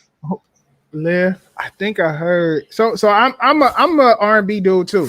I was just talking to the homie. Yeah. I was talking to the homie the other day. Like Anderson .Paak can do no wrong to me. I don't know if he's R&B, but I listen to him often. I listen to Sonny Cologne. I listen to Thundercat. I listen to the internet. I love the internet. Like a lot of this. Yeah, okay, cool. So Masego, Tiffany Goucher, like a lot of the stuff that I listen to is on some like, I love you, I want to be with you. Like that's just my shit.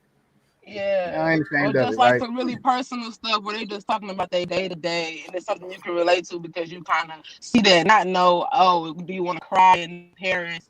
Be bent over and like that silly shit. Like, you can relate to that. Hey, look, I just ain't never been to Paris, and I ain't never been to nobody over about me. I ain't crying in the bins. I'm not crying in the bins. I can't relate to none of that. When you're in certain situations, ultimatums. Hey, Canadian, you're a Canadian, bro. You're a Canadian, bro. Be that as it may. What we said earlier, be that as it may. In certain situations, certain choices have to be made. Baby girl, I understand. What situation have you been in that can relate you to Drake outside of the toxic life? None. I'm poor. None. I'm poor. So let me experience, but let me start this off by saying I don't need to know too much. I don't need to look at you different when you respond to this, Canadian. I don't need you to answer this, and I'm just gonna be like, wow, he's done that. So I want you to answer her question though, because I think it's important. Hell the fuck no. I have never done anything to bad. I'm playing. I'm kidding. Kevin. I can't relate to any Drake music because I'm poor. I don't live that lifestyle. I've never had a. You know what? Drake is. I've never had a Lamborghini. I've never had a Rolls Drake is Royce. contributing to this trend on social media that is glorifying toxic relationships, and it's weird. It's actually kind of weird. So you got people. That's not coming from celebrities. Want to live this weird lifestyle they can't keep up with.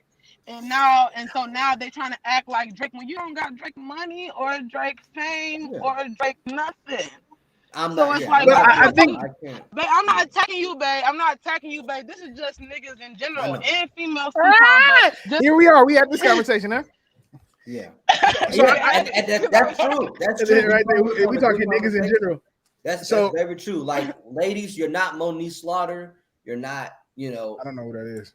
Oh, you don't watch Love and Hip Hop. I don't like Love and Hip Hop. Somebody toxic. Yeah, like you're not Asian doll. You're not Saweetie. You're that works on Harris Avenue. You work at the Arby's on Harris, and you have an OnlyFans. That's crazy. How you dissecting women? You ain't dissecting niggas yet. That's wild. I'm not. I have been dissecting men, and I'm taking your point. So let me back up before this becomes something that is not even intended to be. We grown. Right? This conversation grew. Look at where we at. Right. So I think that fantasy that Drake is talking about isn't new. That's a part of the escapism, right? So people go to music and they listen to music to escape their situations, and then in some way, like, we listen to stuff, we hear stuff enough that we start to try to live up to it. It's kind of like, I feel like somebody said this, but I don't know who said it. But you listen to something enough and you start to become it. And so in this effort of people trying to escape and trying to listen to some new stuff and to some other stuff, they try to make that their reality. Right? They try to make that their reality. To their subconscious, that's creating that reality. Okay. Right. And so I think what Drake is doing, I don't think it's new. I don't think any of this stuff is new. I think it's been here, and it's been here for a cool minute. It just looked different. Every generation, implements and does things differently. And so, before we get into the niggas and the dissected men and women, I don't even want to get there. Right. Like we would need one more woman on the show before we can even get into that. We would need three. So before we even get into that, I do want to just more. Because we would have to be outnumbered to speak about women, because we can't. So before we even delve deeper into that conversation, what I do want to say first and foremost is that life imitates art and art imitates life. Tunde, to what you were saying, I wanted to say, how's it exactly a fantasy what he presents if artists give us what their surroundings are? And I think this also contributes. That's not our lived experience. We said it. There's so at a point, and every artist goes through a journey. For them. No. So look, every rapper goes through a journey where they're literally reflecting their experience, right? They talk about stuff they went through as a child, their upbringing. It's their debut album is how I see it, because I like comic books. Debut albums typically function as an origin story. We get to get right into the life of like what they went through, things that they seen, et cetera, so on. Once they start to live lavishly and start to get acclimated to this new wealth that they're gaining, then they start to heavy talk about all this stuff that I got a new watch. I just bought a third car. I don't even drive it. I got a butler holding my umbrella. This girl likes me because I make a lot of money. Like that's when we get into all of these conversations that rappers perpetrate, right? And dudes tie into that and I don't want to say dudes, people. Let me back it up because I don't want to make it a man versus woman conversation. But people listen to that because they either try the rappers are either saying something that they have experienced, so they feel validated in their experience, or they're living a life that they aspire to live. So we don't necessarily yes, they're currently living this, but for us to enjoy it, we don't necessarily have to because we want to. And that's why we connect with them. True. I believe that it's low-key weird how it works out like that. I mean, they give us what they go through, and they realize, and then they get their little deal, they get their little money, and now they start pushing this agenda. I got this, I got that. I mean, that's their life currently, is it not? I'm not struggling, and I have, but and my net worth is a billion. But I mean, I do agree with you though. That is like what it becomes. But at the same time, though, Drake in particular gives us. I feel like he gives us a more honest view of like, yo, man, like this is what's going on in my life. Like, I've been stressed out. I don't feel like a lot of artists have always been so personal in their raps. And I'm talking specifically about male artists. Like male artists don't really get into their feelings. But he just a sensitive nigga talking about relationships. Artists do get personal in there. Okay, but niggas wasn't doing that before Drake made it a thing. Like it's a thing. It's cool to do that because of Drake now. Niggas isn't talking about their feelings. Men are characteristic about not talking about their feelings. And so okay, I would argue against that because you have this dude named Fonte, a part of Lil Brother. Have you heard of Fonte? I've heard of Fonte. I've heard of Little Brother. Okay, cool. So Fonte from Lil Brother is my homie calls him the blue collar rapper. This dude be talking about his struggles. I mean, I feel like I can relate to him, more so than I feel like Drake could. I do not feel like I can relate to Drake, and I listen to Fonte more than I listen to Drake. Then I listen to Drake. And Fonte be talking about relationships he's been in, like his shortcomings as a man and the things that he's learning about. Like Fonte, I feel like the thing that Drake does is he understands the language to connect with this generation, but people have been talking about their experiences living life, especially men. Well, not especially men. There have been some men who's talked about their experience living life. Yeah. I just feel like Drake does a really good job of connecting with this generation. If that makes sense. Fonte, I want to say he up there. I want to he not up there. He like in his 40s, right? 40. I think he's 40. Drake's what? 34. Fonte is 42. Drake is like 34. Oh, Drake is 34. 34.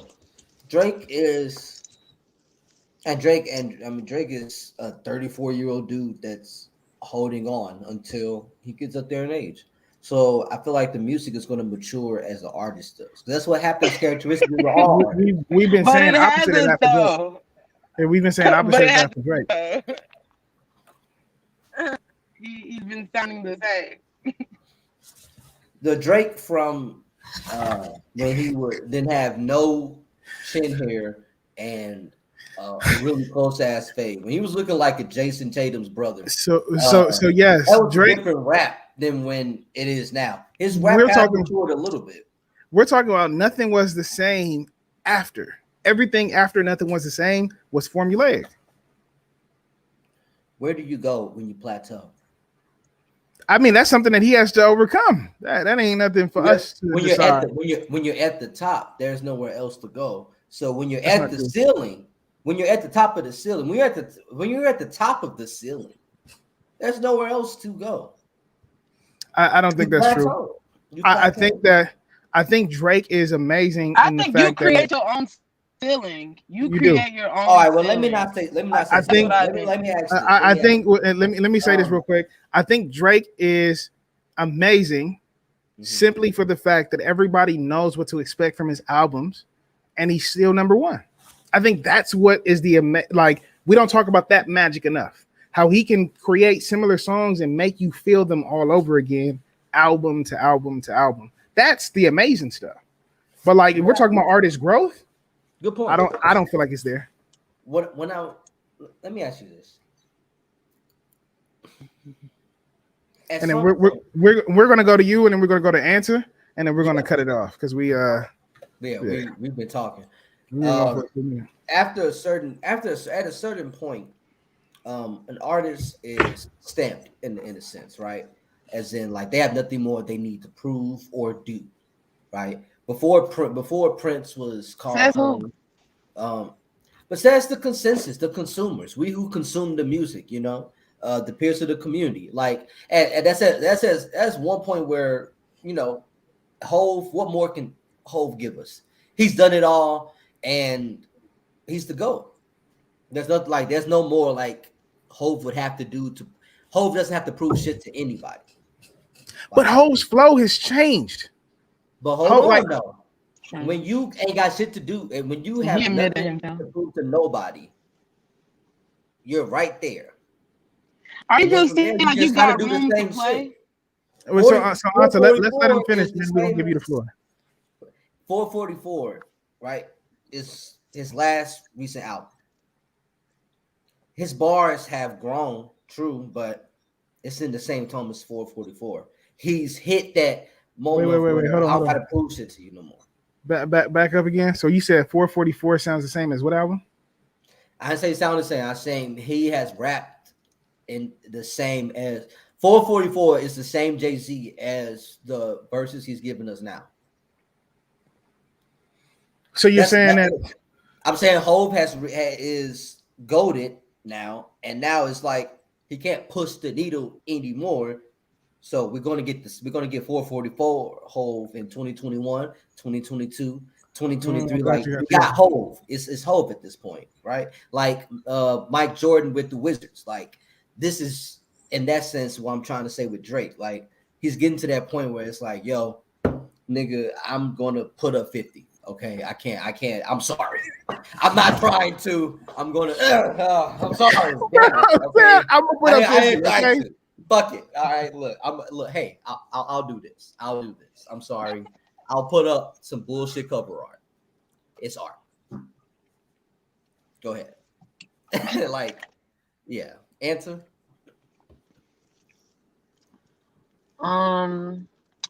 I kind of feel like CLB was lazy. Mind you, I haven't gotten all the way through Donda, but I just been appreciating the fact that Kanye likes to push himself as an artist because that's what I'm all about. But I do think that CLB was lazy and like typical Drake, but it's appealing to what's going to like the masses now, just because especially people who don't like to dissect music and is not heavily into music. So I can't pick because I haven't finished Donda, but I already know it's gonna be Donda because I don't like CLB like that much. I won't bump anything. So you're biased, okay? So you're biased. You're funny, bro. The one who only listened to one album out of the two. Calling somebody biased. I listen to Hurricane. So I think that what this conversation to me is revealing is that, you know, if there are people go to different things for different reasons. People don't say Drake is a lyricist, but you have people who quote his lyrics. So does that make you a lyricist, right? Like, hey, he said some shit. He said some shit on this album. And I mean, he says some shit on every album. Every album Drake drops we know that he's gonna be captioned. You know, like people are gonna say stuff. Every verse that he drops, people know that he's gonna say stuff. And so yeah, I think this is a really good conversation. Hey, so first and foremost, let me stop here and let me just say, thank everybody who viewed. I actually posted this on my personal page, man. I asked people directly and said, "Can y'all come through?" I sent the link, and people stayed on. I want to say I love y'all and I appreciate y'all. I see the love going on Instagram, people tagging me and shit. Like, thank you so much for coming through. I didn't expect anybody to come through. And then we had a lively discussion in the comments, man. The comments is always the best part of these. The comments are always the best part. That was the funniest. Oh my God. bro. And Answer, I appreciate you because you definitely was holding it down in the comments. Thank you so much for coming through. Oh, yeah. It was fun participating. I gotta support my man. And I'm gonna stand beside him. Stick beside him.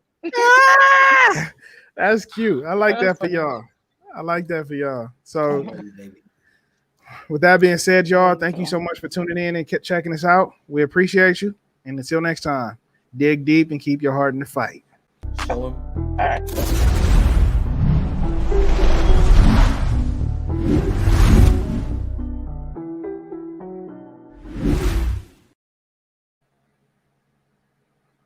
This is awkward.